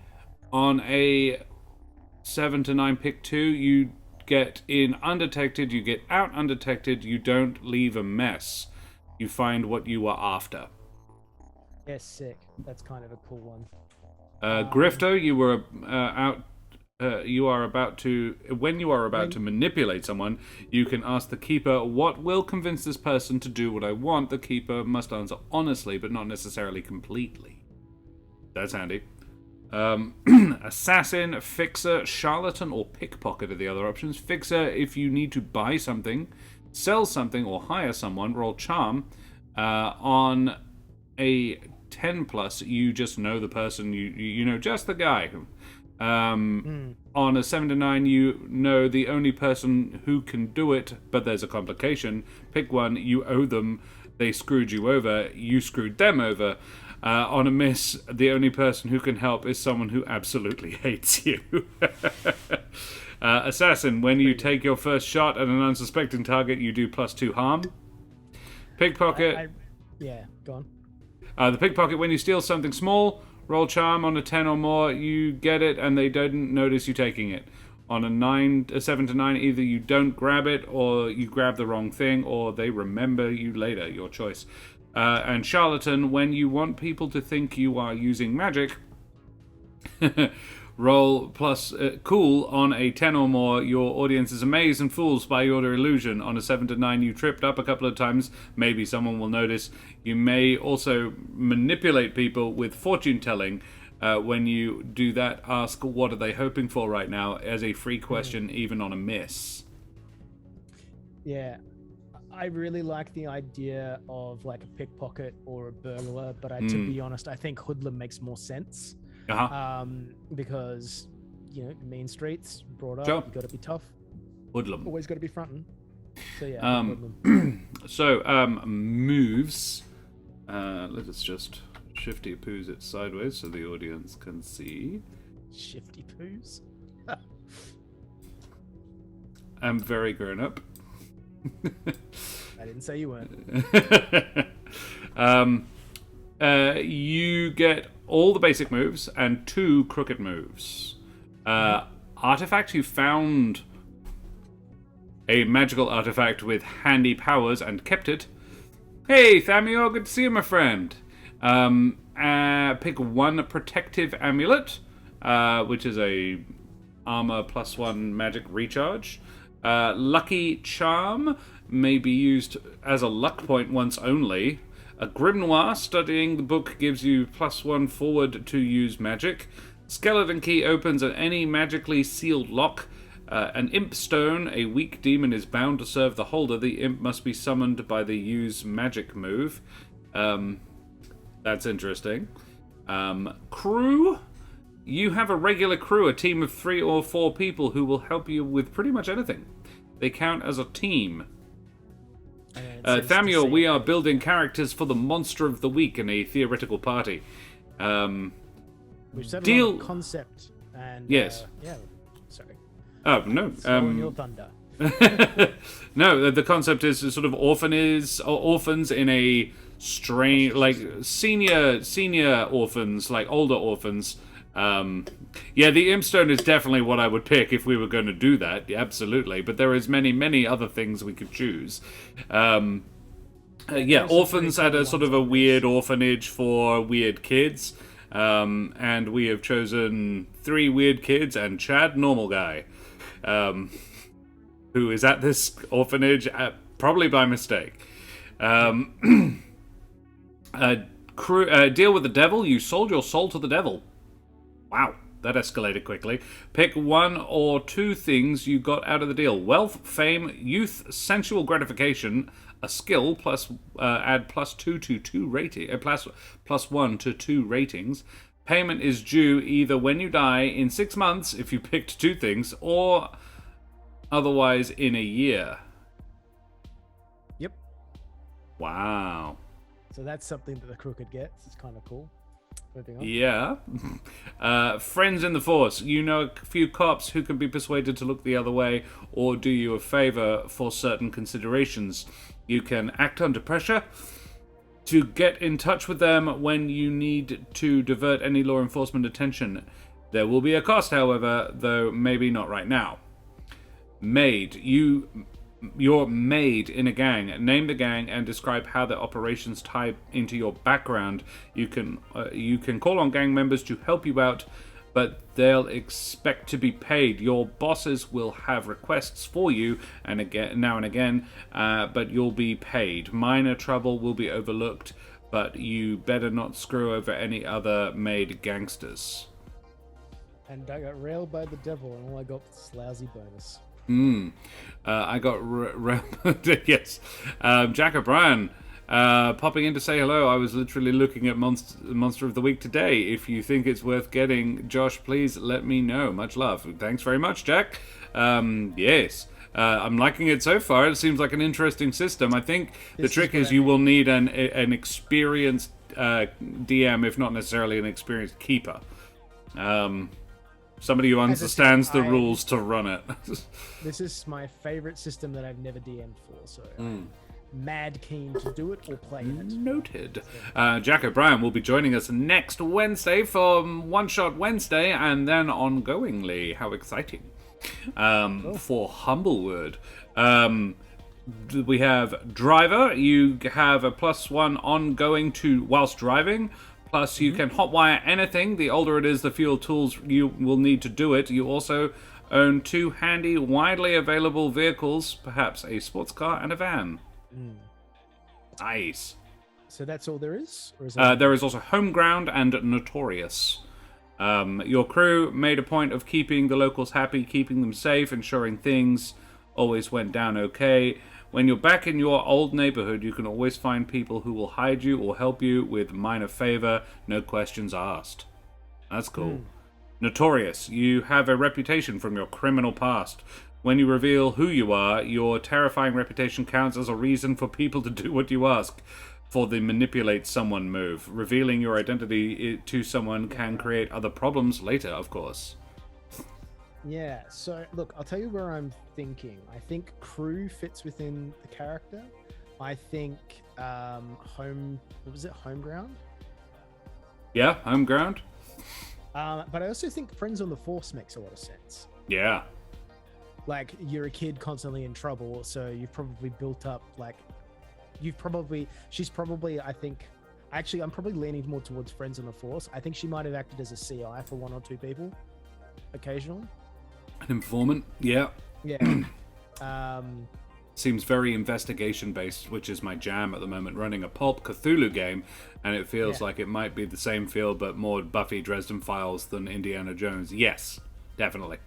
That is my vibe on this as well. But I think that this is great because it doesn't have to fit within like any specific genre. Like, again, Yeah. this You what could I play it do- Indiana Jones by the looks of it. Yeah, absolutely. Anyway, I won't go into it. We're in the process of making these characters. I could Friends on the Force, and... Yeah, so I picked 2? Yes, you have 2 of those. Well, Homeground? You know what? You know what? No, I think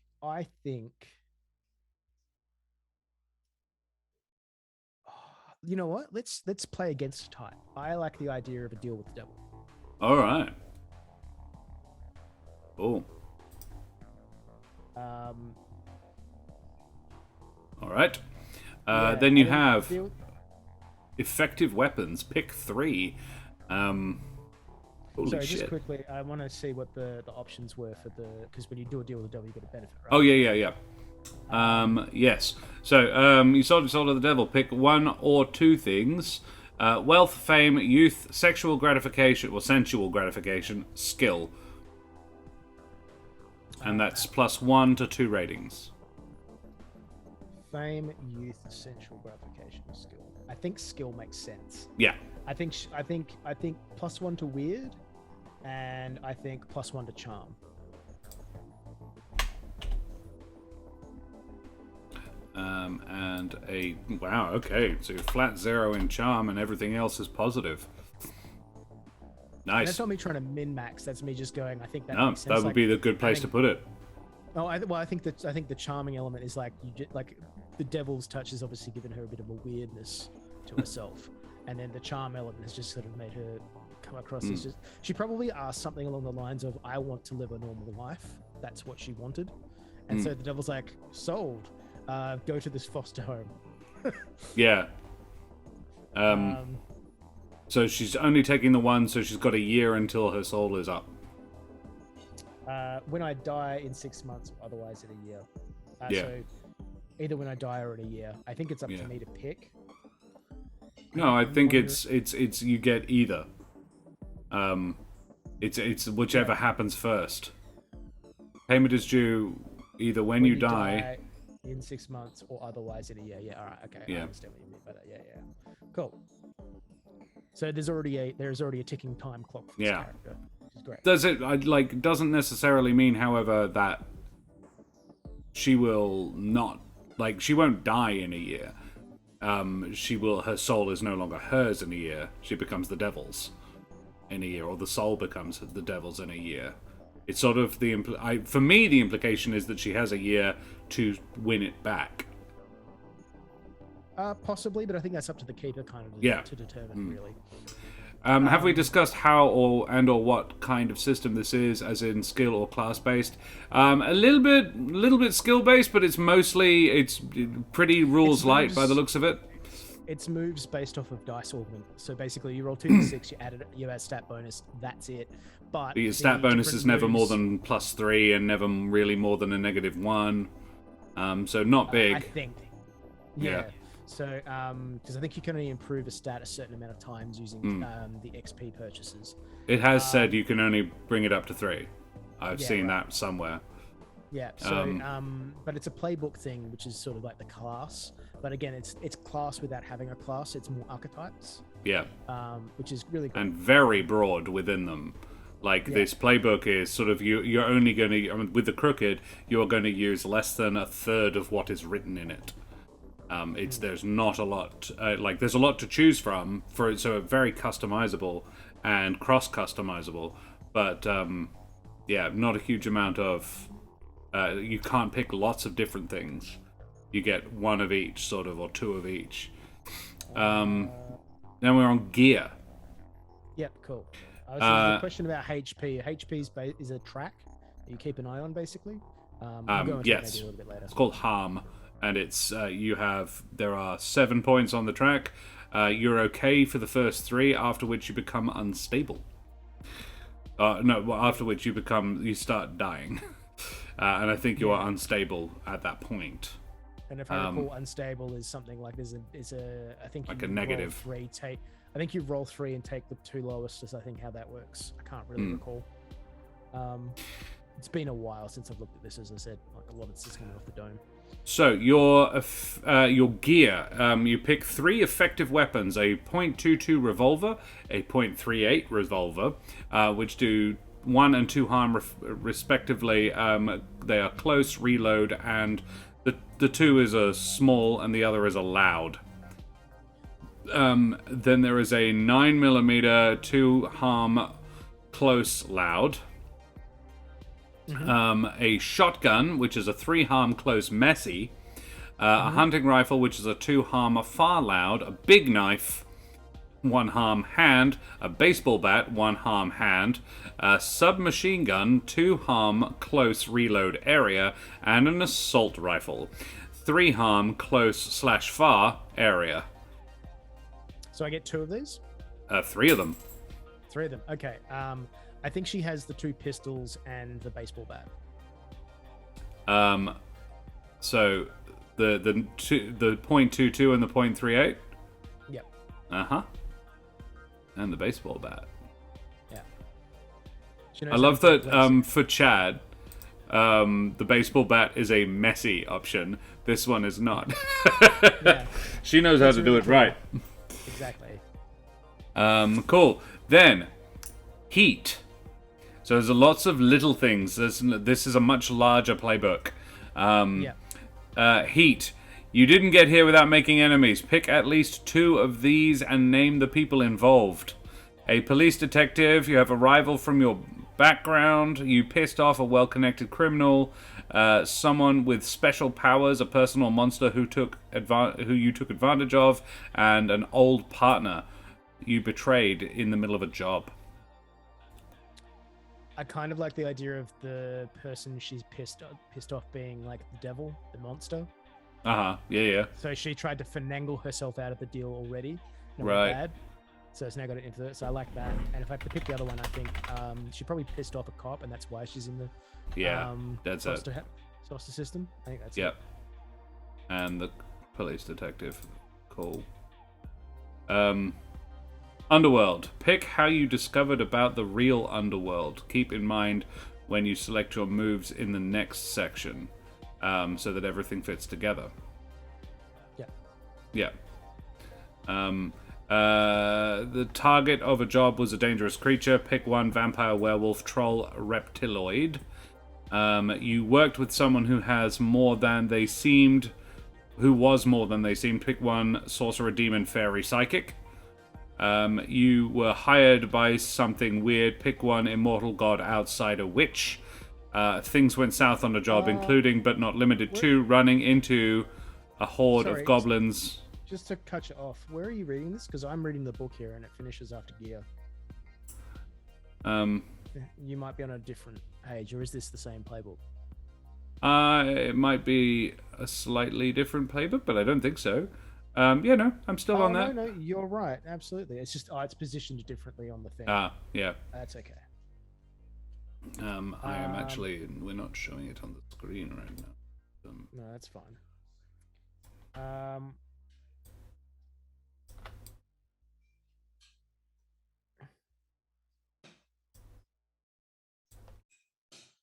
And yeah, when things went south in the job, including but not limited to running into a horde of goblins, a horde of a hunger of ghouls, a dream eater, a salamander, something along those lines. Shiver of sharks. I think. Is that what it's called? Yeah, that's what a collective noun for sharks. Yeah. Shiver. I reckon I worked with someone who was more than they seemed, and it turned out to be a demon. Yeah. That was Makes what sense. I thought you'd go with. Yeah. Cool. And then they have a history. Oh no, that's for more advanced stuff. That's the next stuff. So then we go on to the last playbook, and then we can do the introduction stuff, and then I think that probably brings us fairly close to the end of the stream. But we can obviously talk about the keeper and stuff like that as well. Yes. So the last one I had was the initiate. Yes. We probably should have played tag on this one, so it's not just me talking about this character on your stream. Oh well, cool. Never mind. Yeah. So the initiate. Let's have a look for getting started. Pick a name, follow the instructions of the playbook to decide your look, ratings, move, sect, and gear. Sect. I think sorry to jump. I think the crooked character is called Meryl. Meryl. Yeah. Meryl? She doesn't have a last name. She doesn't know it. Meryl Street. Nice. No, that's not her name. Snow. Maybe. Man, woman, masked, or concealed? I think a man. Just make it sure. easy. Hardened Two body, dudes, two tattooed body, agile body, strong body, thin body, angular body, hunched body. I think tattooed. Let's do something cool. Sure. Archaic clothes, unfashionable clothes, ceremonial clothes, mismatched clothes, formal clothes. I think. Well, he's in a foster home, right? It's got to be mismatched clothes. Yeah. And has been there longer than the others? Is that was sort of the thing that we were thinking of? This is the one who knows the deal? Yeah, we'll work out their options later on because they all have like connections and stuff. But yeah, let's go with that. So these ones are. This one is always a +2 in weird. But the other stats obviously run around a bit. I think this person's more of a thinker than a doer. So not so tough, not so sharp, or is he quite sharp? Sorry. I think probably the charm +1, cool -1, sharp +1, weird, a tough 0. Weird Yeah, 2. yeah, that would have been my best. call. Yeah, cool. Then you have the sect. You are part of an ancient secret. Oh, let's go up first. I think you might be jumping weird. Yeah. Either that or the book's weird. I think the way mines are set out is weird. Yeah, moves. When you're in good standing with your sect at the beginning of each mystery. Okay, so you get all the basic moves plus 4 initiate moves. You get this one. So this is considered as an initiate move, and you definitely get it, and you get 3 others. So yeah, when you're in good standing with your sect at the beginning of each mystery, roll charm. On a 10+, they provide some useful info or help in the field. On a 7 to 9, you get a mission associated with the mystery, and if you do it, you'll get some info or help too. On a miss, they ask you to do something bad. If you fail the mission or refuse an order, you'll be in trouble with the sect until you atone. That's interesting. And then you pick 3 of these. Ancient fighting arts. probably not you. When using an old-fashioned hand weapon, you inflict +1 harm and +1 and get +1 whenever you roll to protect someone. Mystic. Every time you successfully use magic, take +1 forward. Fortunes. The sect has ancient prophecies or divination techniques to predict the future. Once per mystery, you may use them. If you look at what the future holds, roll +weird, which you are good at.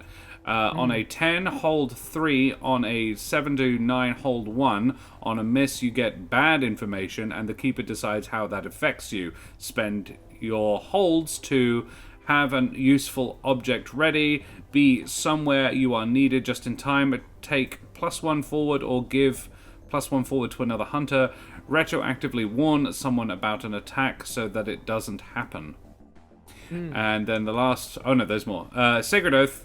You may bind yourself to a single goal, forsaking something during your quest. Speech, all sustenance but bread and water, alcohol, lying, sex, etc. Get the keeper's agreement on this. It should match the goal in importance and difficulty. While you keep your oath and work towards your goal, mark experience at the end of every session and get +1 on any rolls that directly help achieve the goal. If you break the oath, take -1 ongoing until you have atoned. Yeah, so that's probably when you're playing more of like the hardcore sort of like you're an ancient sect. You are a thing that does this sort of stuff. Yeah. Then you have mentor. You have a mentor within the sect. Name them. When you contact your mentor for info, roll +1 plus sharp. On a 10, you get the answer to your question, no problem. On a 7 to 9, you choose. They're either busy and can't help, or they answer the question but you owe a favor. On a miss, your question causes trouble. Apprentice. You have an apprentice name. Name them. Your job is to teach them the sect's ways. They count as an ally, subordinate, motivation to follow your instructions to the letter. That's cool. Helping hand. When you successfully help out another hunter, they get +2 instead of the usual +1. And that old black magic. When you use magic, you can ask a question from the investigate a mystery move as your effect. That's kind of cool. I like Mystic. Yep. Every time you successfully use magic, take forward. Yeah. That's handy. I also like the idea of Fortunes and that old black magic. Yep. I think it's just more like they're like connected to like an ancient like magical sect. Seeking knowledge, as opposed to I am sworn to defeat the evil. Yeah. I think it's more fitting with what we've kind Love to see how they get along with a devil worshipping crooked girl. and actual witch. Yes. And Chad. And then there's just Chad. And Chad Jones. Chad Jones. Hey, I'm Chad, normal person. Some people call me Jonesy. I don't know why. Friday afternoons, I go out and play hockey. Yeah. And then I skateboard on the weekend, and oh god, what the fuck is going on? Why does this always happen? So, gear. Are we looking at sect or gear? I'm looking at sect. I'm just going by the book. Very well. I'm reading let's along have a look at the sect. Good traditions. Pick 2. Knowledgeable ancient lore, magical lore, fighting arts, modernized, chapters everywhere, secular power. Flexible tactics, open hierarchy, integrated into society, rich, nifty gadgets, magical items. So where are they from? How old are they? What are they religious? Why do they stay secret? How do they recruit? So you have to make up your sect. And you also need to pick the sect's traditions, which will be used to help by the keeper to determine the sect's methods and actions. I don't think they're religious. No. I definitely think they're magically based. Sure. I think they're very old. Like we're talking like Illuminati kind of like concept, right? And I think they recruit through foster homes. I think that's what they do. Yeah. So good traditions. I think magical lore. And probably ancient lore, to be honest. Sure. They're bad traditions. Dubious motives, tradition-bound, short-sighted, paranoid and secretive, closed hierarchy, factionalized, strict laws, mystical oaths, total obedience, tyrannical leaders, obsolete gear, or. Just trying to think what's the most interesting concept there, because there's a couple that you could go with that are really solid. What are chat's thoughts? I'm curious to know. We haven't really polled a chat lately. No. So yeah, chat, what do we think about this mysterious, secretive sect that is magical and ancient? What do we think they should be? Dubious motives? That would lean into playing, to utilizing children and orphans. Tyrannical leaders is cool.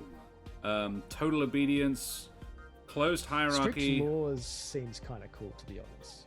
Factionalized is the other one I think this could be really interesting.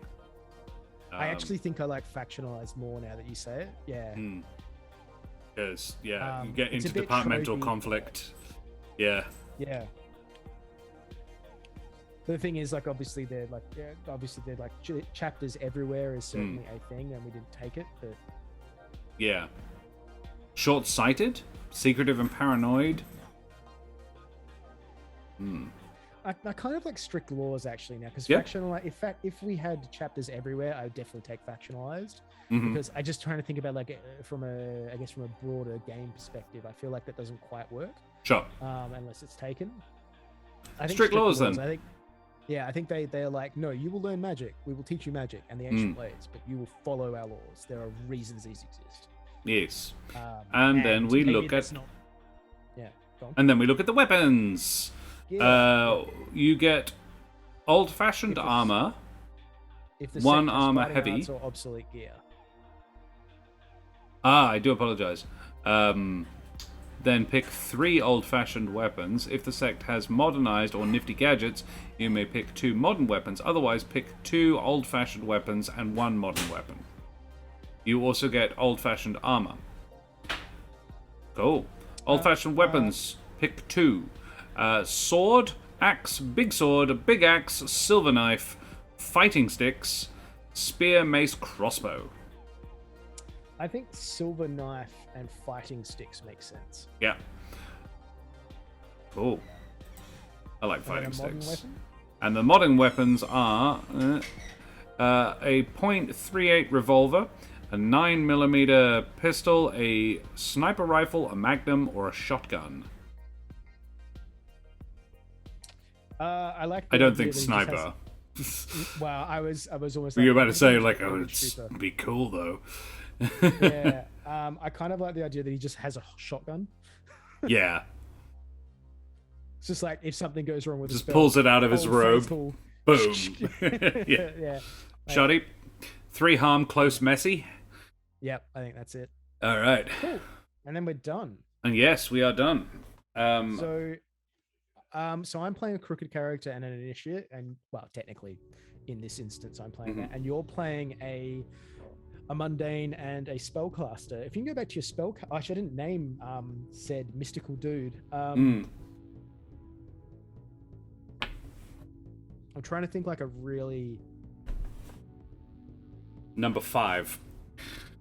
No, I'm thinking like is something really, really sort of badly like Lewis Chadwick.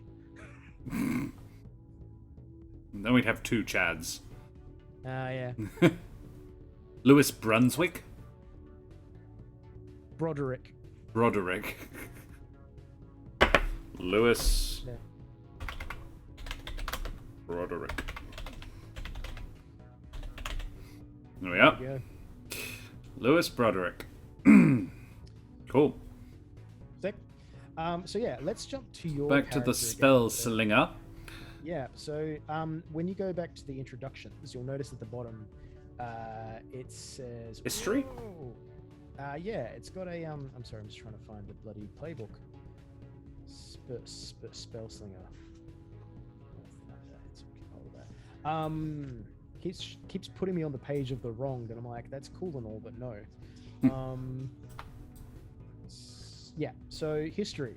So this is what I really like about this system. I think this is a really cool idea. When you get here, you go around the group, and on your turn, you introduce your character by name and look, and then you tell the group what they know about you. Right. So that's the first step. So I'll get you to do that for your Spellslinger character. Sure.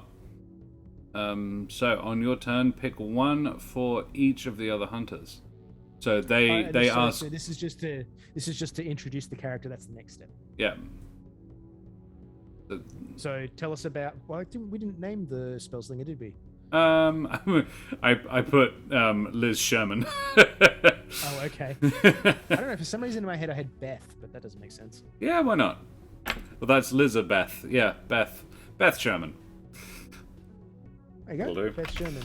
Beth Sherman. So I have to introduce her and what she looks like. Yeah. And what we know about her. By name and look and what we know about her. Beth is a traditional goth. Think heavily teased hair. Scene, I think, is actually... Right, so no Viking helmet. It's a No, traditional goth. no, yeah. Right, gotcha. No, not a Visigoth. Very good. Took me a minute. Yes. No, I actually kind of like that now. Yeah, she is a traditional Visigoth.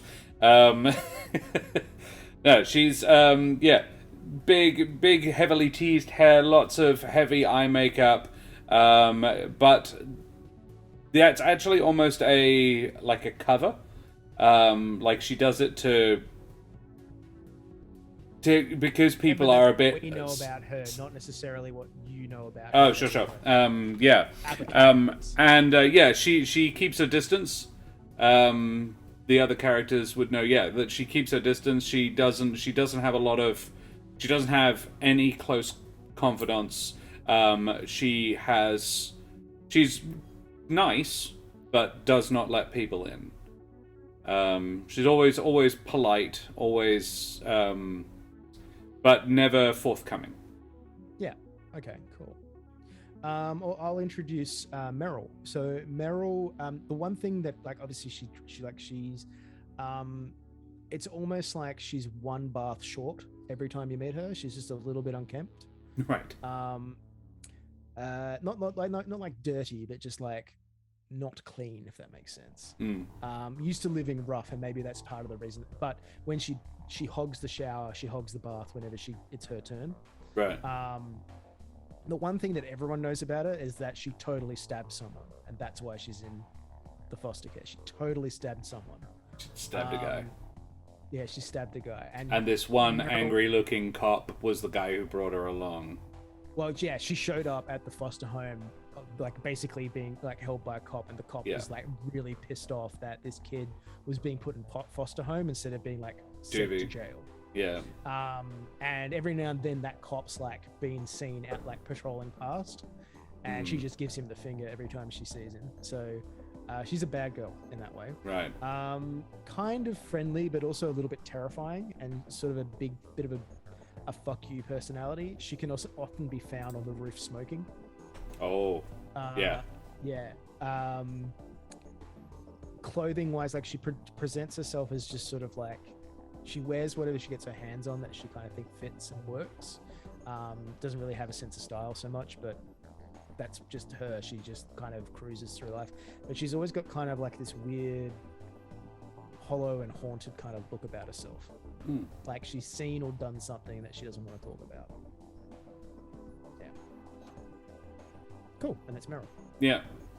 I think we've already described Jonesy quite well.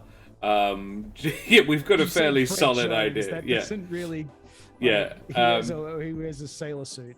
I actually think of him in the Leavers jacket, the US style with the one color of the sleeves and another color for the actual he is the probably not the quarterback, but he's that sort of style of thing. He's dating a cheerleader. He's the the captain of his hockey team, and affable guy. Just looking forward to getting out of the foster system next year and being able to make his mark on the world. Yeah, Jonesy. Not that bright. Jonesy. Nice guy, not too bright. Will make an excellent FIFO. Yeah. Probably. And probably love it. and he looks forward to buying a jet ski. Yeah, cool. So Louis is like resident weirdo that everyone kind of avoids. Yeah. He's a bit of a shut-in, and you can hear like he'll disappear into his room, and you'll hear like retro music, like fucking like stuff from the 70s and 80s blasting. Yeah. And then if occasionally people like listen in to see what he's doing because they think he's up to something, and all they hear is weird like muttering and chanting. Right. And once or twice there's been a couple of like weird loud noises. Yeah. Other than that, he hangs out with the guy who runs the orphanage a bit much, and he kind of acts like it's almost like he's an RA for the house. Right. So when he's not like a shut in, he's like, "Hey, can you turn down the music? Stop smoking! Like, come on, guys." Bit responsible, but just not present, if that makes sense. And he always seems like he's got something else on his mind. Yeah. Cool. All right. Cool. So then so now we know like what other people know about our characters. So see how that's a bit more different to what you were sort of putting down before. It's because ordinarily you wouldn't do what we've just done, which is talk about the characters and like learn about the moves and stuff like that. You don't have to disclose anything. Like you can just say, this is the character, and and then you work in all those. Do you even tell you would presumably have to say what playbook you're using just to make sure no one else is. Oh yeah, absolutely. But you could even, as long as you did it through the keeper, no one else actually needs to know which of the other ones have been taken. Like, well, I mean, most people will know because they'll pick the moves, but you don't have to do it. They'll be able to figure it out, but at the beginning, no one even needs to know what you are. Well, that's why introductions is really cool, because they do that after you do the character creation, as opposed to like, I'm thinking of this character, blah, blah, blah. Because again, like, I don't know about you, but the concept I kind of had in my head changed fairly rapidly after I started actually putting choices down that I thought were interesting in the context of the concept. Yeah. That's, again, one of the things I really love about this system. So anyway, going back to your character, the next step is histories, right? Now, this I think is the fucking chef's kiss of this system. Go around the group again. On your turn, you pick one for each of the other hunters. So you pick one of these options, and admittedly, like it lends to the idea that you pick a different one for each one. So just need to be clear. So let's start with your character, the witch. Sorry, I keep calling her witch. She's Beth. Meryl. Beth. Meryl. Beth. Meryl is yours. Yeah. Yeah. Cool.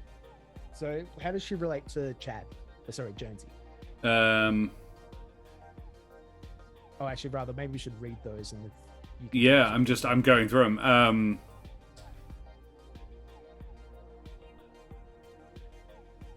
They're an on-again, off-again love interest. Jonesy? Yeah. Definitely. So, I'm going to jump in on the second part of this, because I don't think it's fair that you pick the other side. Just as in my instance, I would expect you to do the other side. So it's ask them what keeps you apart. Yeah. So in this instance, I think Jonesy is just way too much of a ladies' man and doesn't know, like, he's got a strong bond, but he's just like, women are throwing themselves at me, so like, I don't want to be tied down yet. I played the field. So what keeps them together? So you tell whoever would be Jonesy. You tell them what keeps them together, what keeps them coming back.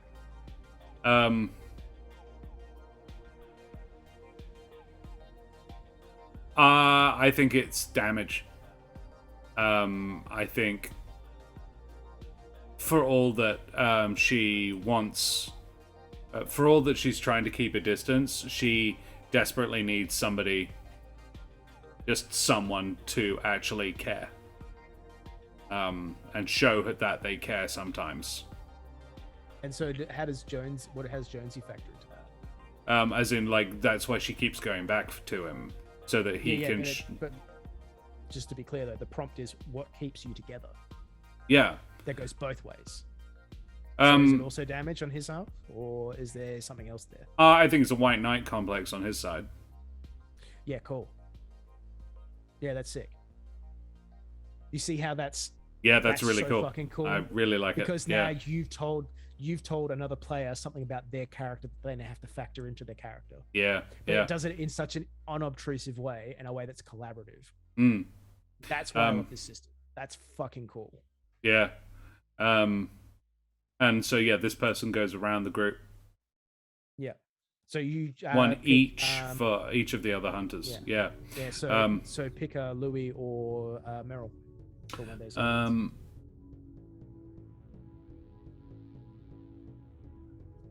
Definitely Meryl. My magic-fueled rescue of them introduced them to the supernatural. Tell them what creature was after them. It was the demon. Yeah, right. I assisted with that. Yeah, cool. I'm how she got out of it. That's really cool. I like that. I wonder how that happened. Did she sort of like? I reckon it's how it's how I ended up in here. It's how right. Beth ended up in here because she cut loose. She had to. It's the first time she'd known about her powers, but she'd never really gone full bore. And she blew the roof off a building or something. And that's how she got wound up in the system. No, I love that. That's really cool. And then the last one for Louis. I think Louis, you thought they were dead and now they're back. What killed them is neat. Comrade in arms, you face the biggest threats together. They act as your conscience. I reckon act as your conscience. When power goes to your head, ask them about the last time this happened. I reckon that. And it's like, he knows. And because he's an initiate, that makes sense that he would be a little bit more tuned into that. So he is the one that, he's like, okay, you need to tamp that down. We don't need that exploding in here again. Yeah. Yeah. And then he has to tell me about the last time it happened. Yeah, right. The last time it happened, I think it's something so mundane. I think that Beth came home from school and had like a bad report card or an altercation with the teacher. It was her turn to cook, and she just set the fucking stove on fire, and it was like burning the roof. And Louis rushed in with the fucking fire hose and was just like, listen, dude. Like, I get it wasn't that. It's like he took her aside. He's like, I get that you like when we're angry, bad things happen. So I'm not going to get angry at you about this, but I will recommend that you need to do something about that. I'd like you to meditate with me sometime. And they just had like this really chill session in the yard where he put on some really like psychedelic 70s music, like Space Truckin' or something. Yeah. And they basically just sat there with sunnies staring up at the sky, and we're just like letting the vibes hit. Yeah. Yeah, that's cool. Yeah. Sick. All right. Well, that's okay, cool. So I'll jump over to the crooked character. I really like the idea of doing Meryl first. Sure. Because gal pal, whatever. Let me bring up the sheet. Crooked. It's not crooked. We got. My goodness, it's here somewhere. Here we go. Yeah, cool. So, I think the obvious one to start is with Beth. It's like the hunter knows about your criminal past. Tell them what crimes they saw them commit. So her main thing was like intimidation. She would probably do she probably had like a protection racket that she ran. So she would have seen she would have seen a couple things. She would have seen her like smash and grab. Yeah. She would have seen, and I feel like this is something they kept coming past. She would have seen her like punching out the tires of a cop car. And then the last thing she probably would have seen was she had like broken into like maybe some kind of old, some weird old like, what would you call them, antique store, and stolen like this weird lamp. That because Beth probably was chilling out somewhere nearby, and she basically saw like this exchange happen and this demon reveal itself. Right. Basically, be like completely like set the building on fire as a result of that. I think that's kind of like she's always been like the bad girl in the neighborhood that everyone's kind of seen. She sleeps rough, like probably may have even seen it as like a sleep in the park, so I guess loitering as well. Yeah. So that sort of thing. Yeah, I think that's the crimes you saw. Cool.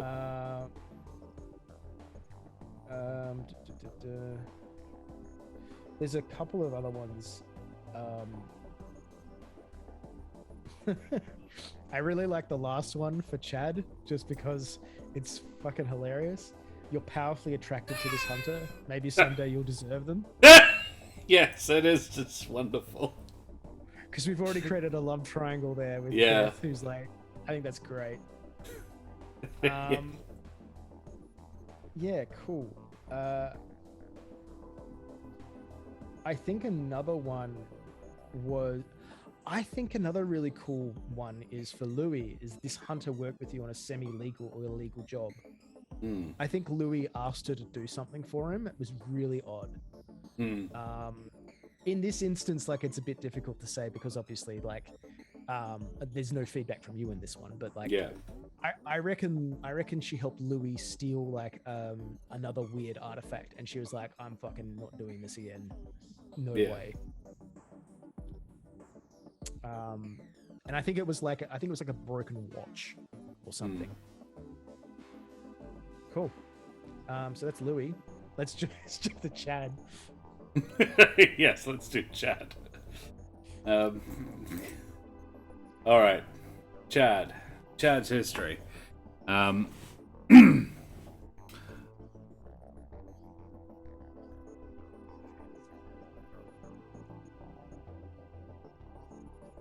quite like this one. The like romantically involved, or you just have a crush on them. Ask which they prefer.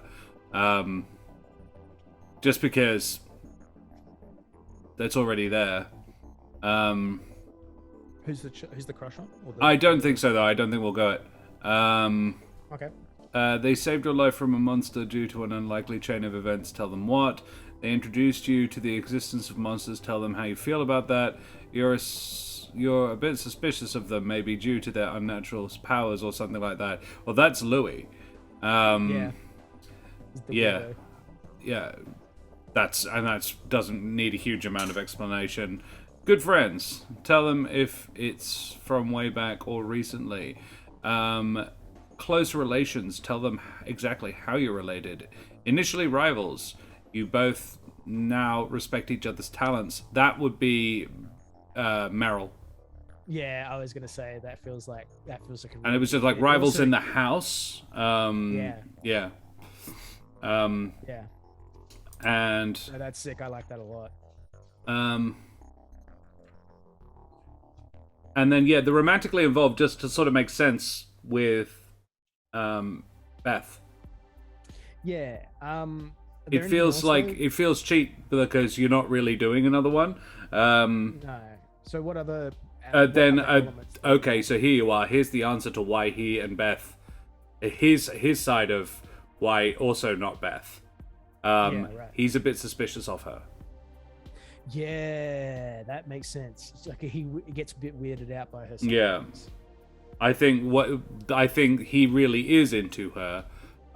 That's what's keeping them together sometimes. But every now and again, she blows the roof off a building or sets the kitchen on fire, and that's what drives him away. And he's just like, scared. Yeah. Yeah, I can't deal with your shit. Yeah, like, but she's crazy, man. No, I like that a lot. That's really cool. Sick. Oh, that's pretty simple then.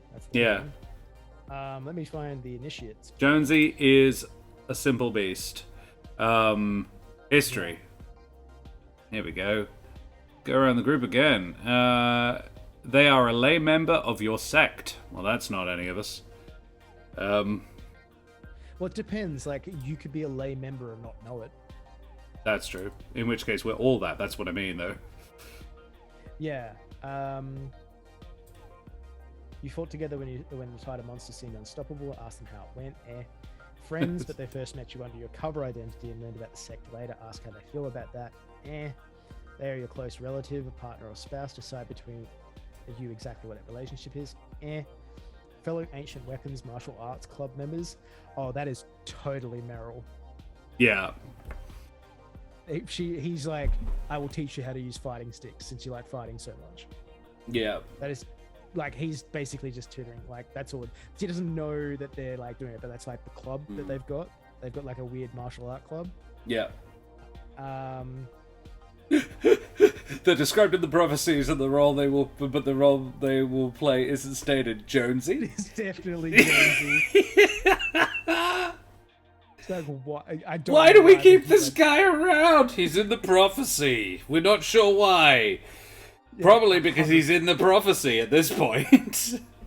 It's a self-fulfilling thing. We don't know how he's going to be involved, but because the prophecy said he was, we had to have him. Grisman's School for Strange Children 2 and Rise of Jonesy. Yeah, he's actually the most magical. Yeah. So yeah, that's definitely Jonesy. He's just in the prophecies. You met researching mystical weirdness, and you've been occult comrades ever since. That kind of fits with Beth. Yeah.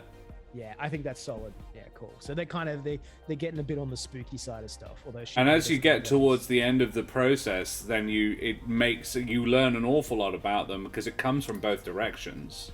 Yeah. And sort of these, almost all of these just fit in. Like we just understood how that all worked because we'd done the 9 before.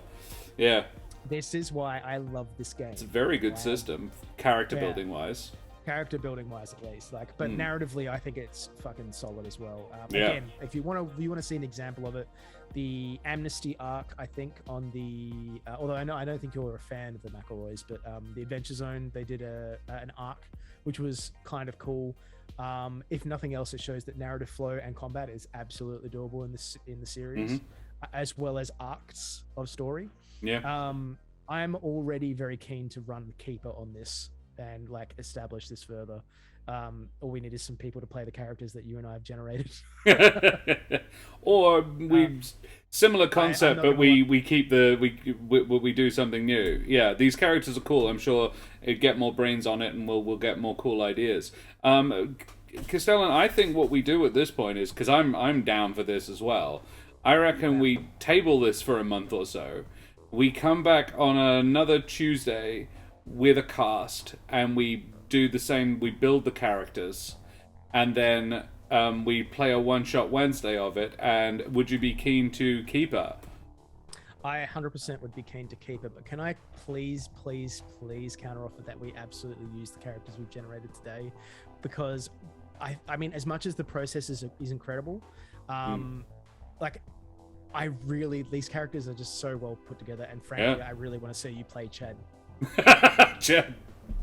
Oh no, I have to be Chad. Yeah. No, that's fine. Yeah, I think this is solid. I think this is a really good. I'm curious to know what chat thinks, and I hope it hasn't been terribly onerous on them to watch us do this. But I think it's a solid premise, solid concept. All we got to do now is work out the monster, and that's what the Keeper does. Maybe that's what we could discuss on a separate stream. That would be the role of the Keeper. I think is and we'll come back to it, and we'll discuss the role of the Keeper, and who we'll be having, and then we look at it on a one shot Wednesday. I am excited. That sounds fun. Sick. That was sort of my intention with this, that it would be a paired Tuesday Tactics one shot Wednesday sort of thing. Amazing, awesome. Well, that was educational, and I think it's one of the coolest character generation systems I've ever seen. Really, really like that, and for party dynamic, the strongest I think I've seen for actually like working out not just what you are, but who you are in relation to these other people, and giving this sort of I'm really big on And of course, as Cove is really big on group storytelling and collaborative narrative, and that is baked into this system. It's very, very cool. This is, again, like, you've only seen me do traditional storytelling. You haven't seen me do stuff off the dome, at least as far as RPGs are concerned. So this is why I'm like, this is a sick system, and I really want to fucking run it. But yeah. The keeper thing, like, the only thing I will preface this by saying is basically, like, when we do get to the keeper side of stuff, the monster we make has to be completely unrelated to what we're doing. Otherwise, it completely spoils the broth. Sure. But what I will say is that I can brief you on the concept that I had for the research. We have a raid. We've been raided. Oh. Thank you very much for the raid, Plague.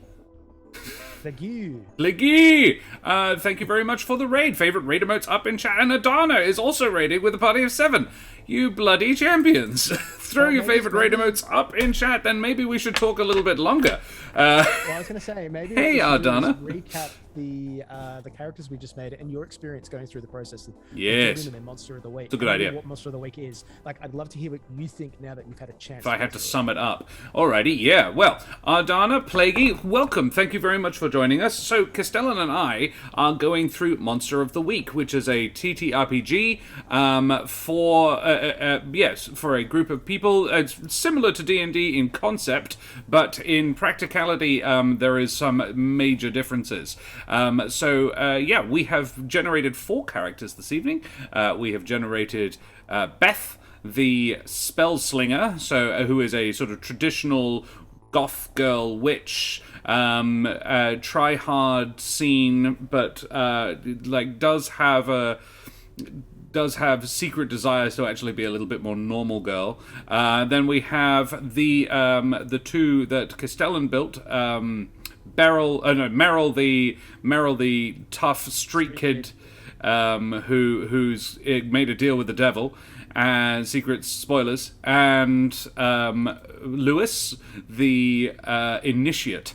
So this is a system based off a playbook style. So you rather than pick a class, you pick a playbook, and it gives you a selection of abilities. Yeah, more of an archetype, but with a large selection of abilities that you only select a few of. And yes, as you level up, you can pick another move, or you can increase your stats a little bit, but it's a relatively slow system. Not to cut you off, but you've completely missed the man of the hour, the greatest character. Oh, I know. I was coming back to him. Yeah. And then we have the Mundane. This is a system based around fighting monsters in a magical setting. And there is Chad Normal Person. Chad Jones is our normal guy. You didn't have to have one, but we decided to take a mundane. Chad Normal Guy, who is the love interest of Beth, and he is secretly the prophesied one, but we don't know that. Lewis does, and fucking hates it, I imagine. It's like, who is this guy? I think he's just ambivalent about the thing, to be honest. Again, I think he just as often as he's up in his room listening to music and summoning things from beyond, he's probably up there smoking a doobie. Yeah. All right. Cool. Yeah. My impression of the system is it does sound like there's quite a bit of if I have a concern is that it sounds like it's hard to achieve things. Statistically you are reasonably likely to get at least partial success, but there's a fair amount of this isn't going to go well for you baked into the system. That to actually succeed, you need to be rolling above average with your best stat. Because a true success is 10 or more on 2d6s plus your stat, which is rarely higher than 2. So there does seem to me to be a little bit of that, but this is the thing, I can't say until I've played it, to see exactly what the ramifications are, and that's very much on the keeper. I think the best part about this, and so maybe not necessarily to allay your concerns, but at least to like mitigate some of them, is like the results generally, when they're negative, most like the ones that are going to do the most harm to you are what's going to happen in combat. Because basically, in combat, you're fighting a monster, and if you roll average, you get a strike in, but the monster also gets a hit in. That's basically like the worst case scenario where you're actually in trouble. I find that a lot of the roles that are involved with this system, they give you. Oh, sure. Yeah, I'll drop it down. Poor Karen. A lot of the role. Oh, okay. A lot of the roles in the system, when you succeed, it's either a restriction on your total success when you roll in that mid-range. So say if there's 5 questions, you can only ask 3 of them, or whatever you might have, or you only get partial information. When there is the risk of something going wrong, it's usually because you're doing something that's outside the bounds of possibility, i.e. throwing a fireball into a room. Right. If you're, and the thing about magic is there are glitches and things that go wrong with it, and when that happens, the narrative is pushed along by that, because it's not, well, you just set fire to the house and killed 10 people. It's you set fire to the house and you're in the house and there are 10 other people in the house. What are you going to do next? And so in that situation, you're going to be, I'm going to protect someone. I'm going to try and get them out. Right. That's how it rolls along. It's those moves are actually brilliantly put together, in my opinion. So we just gonna check out. So audience chat, please go and check out Plague, who was playing a Minecraft before, and Ardana, who is often D&Ding, but tonight was also playing Minecraft on their new server.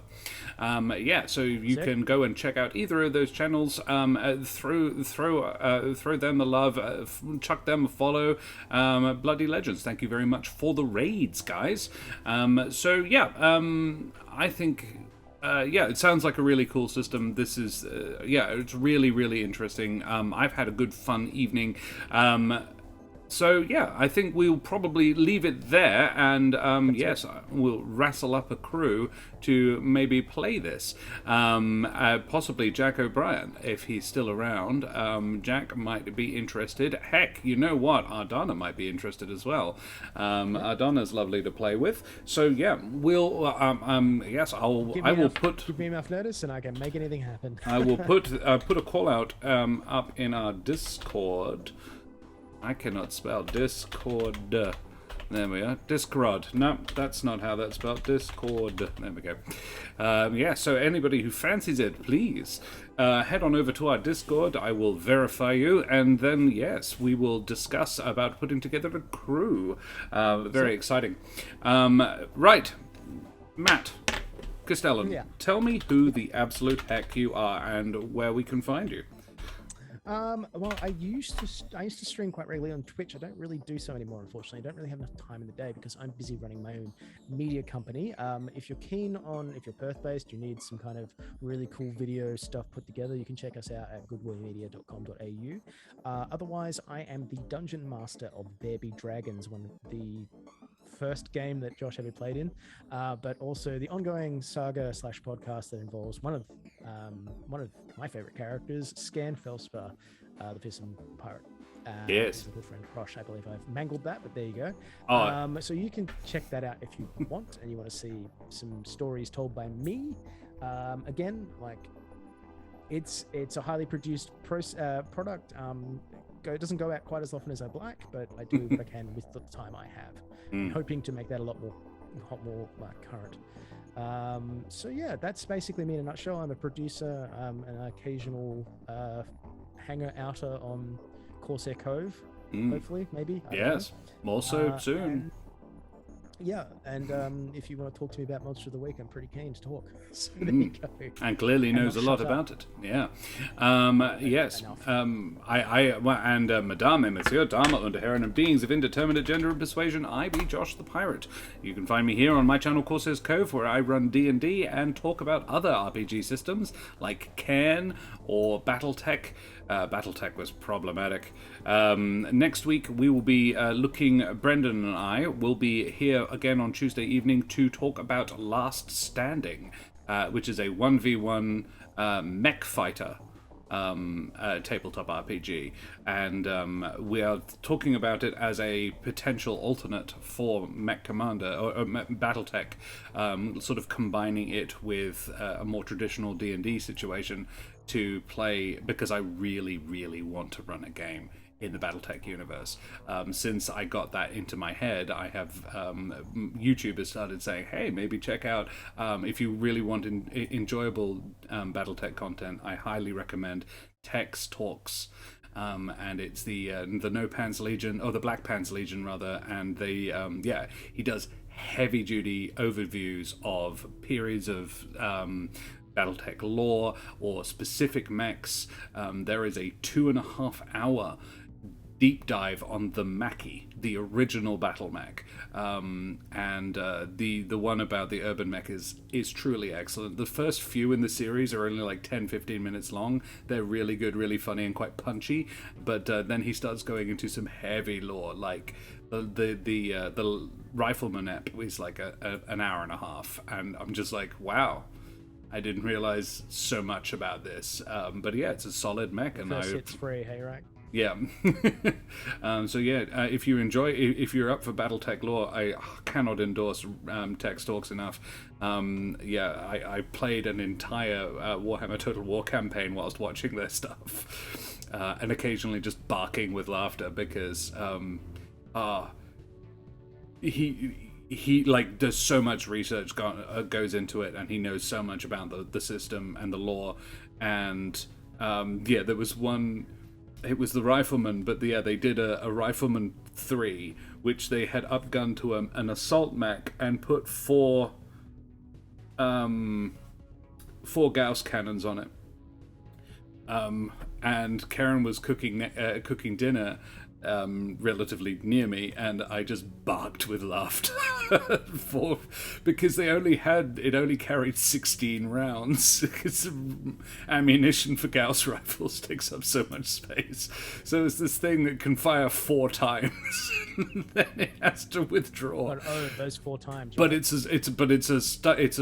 a stealth mech. It basically hides. It's 80 tons. It can fire 4 times, but whatever it shoots, it kills, and then it goes away. So yeah, it's an ambush predator, and it's just a really neat idea. I was just like, that's smart. It's also not at all, and it didn't survive. The only example of it did not survive the Stephen Amaris Civil War, so that's probably for the best, because what a monster. We're rapidly becoming a tech talk channel, man. Yeah. just warning you. Anyway, all I have to say to that is Full Clan Jade Falcon. Let's focus. I will respond with remember Tukiyad. That's slander, that's lies. Yeah, anyway. You're not going to enjoy text talks then. Although there was an episode about the formation of the clans, and the woman who founded Jade Falcon is incredible. We should go away from here. I do want to say that one last thing though, right? You know the BattleTech cartoon that I sent you? Yes. I found out the other day that it is non-canonical and in terms of the content, right? Mm-hmm. But it is canonical in the series. In the world. It was a cartoon in a world. It was a cartoon that was produced as propaganda for the Inner Sphere as they were fighting against the clan invasion, which is that is how you retcon. 100%. Yeah. Sorry. I only learned that recently as well, and I was like, that is so smart. That is so clever. Absolutely. Alrighty, well, we should go away from here now. We should find someone to raid. And you know what? Carney's Sideshow has just started streaming, and we haven't raided them in a good long while. So I reckon we throw the raid over to Chris and the crew on Carney's Sideshow. So guys, throw your favorite raid emotes up in chat. Tell them where you came from. Send them the love. Smash that follow button when you get there. Thank you so much to our raiders. Thank you to Sirenscape for our music. Thank you, Castellan, for coming and joining me this evening. My pleasure. Absolute pleasure. Brilliant. All of you bloody legends, thank you so much for joining us, and we will start that raid up now. Connie. Yeah, all I'll say is get ready for Saturday. Get your Sunday. Get your socks on. Oh yeah. They are still on starting soon, but you can head on over there and be prepared for. So that's good actually, because you get the whole session. Chris is an excellent DM. They are a Southeast Asian based, I can't remember exactly where, but Southeast Asian based D&D channel, filled with lovely people who have come over here to help us do fundraising for charity before, so they're excellent people. So we will start that raid now, and we will say goodbye. Say goodbye, Castellan. Goodbye, Castellan.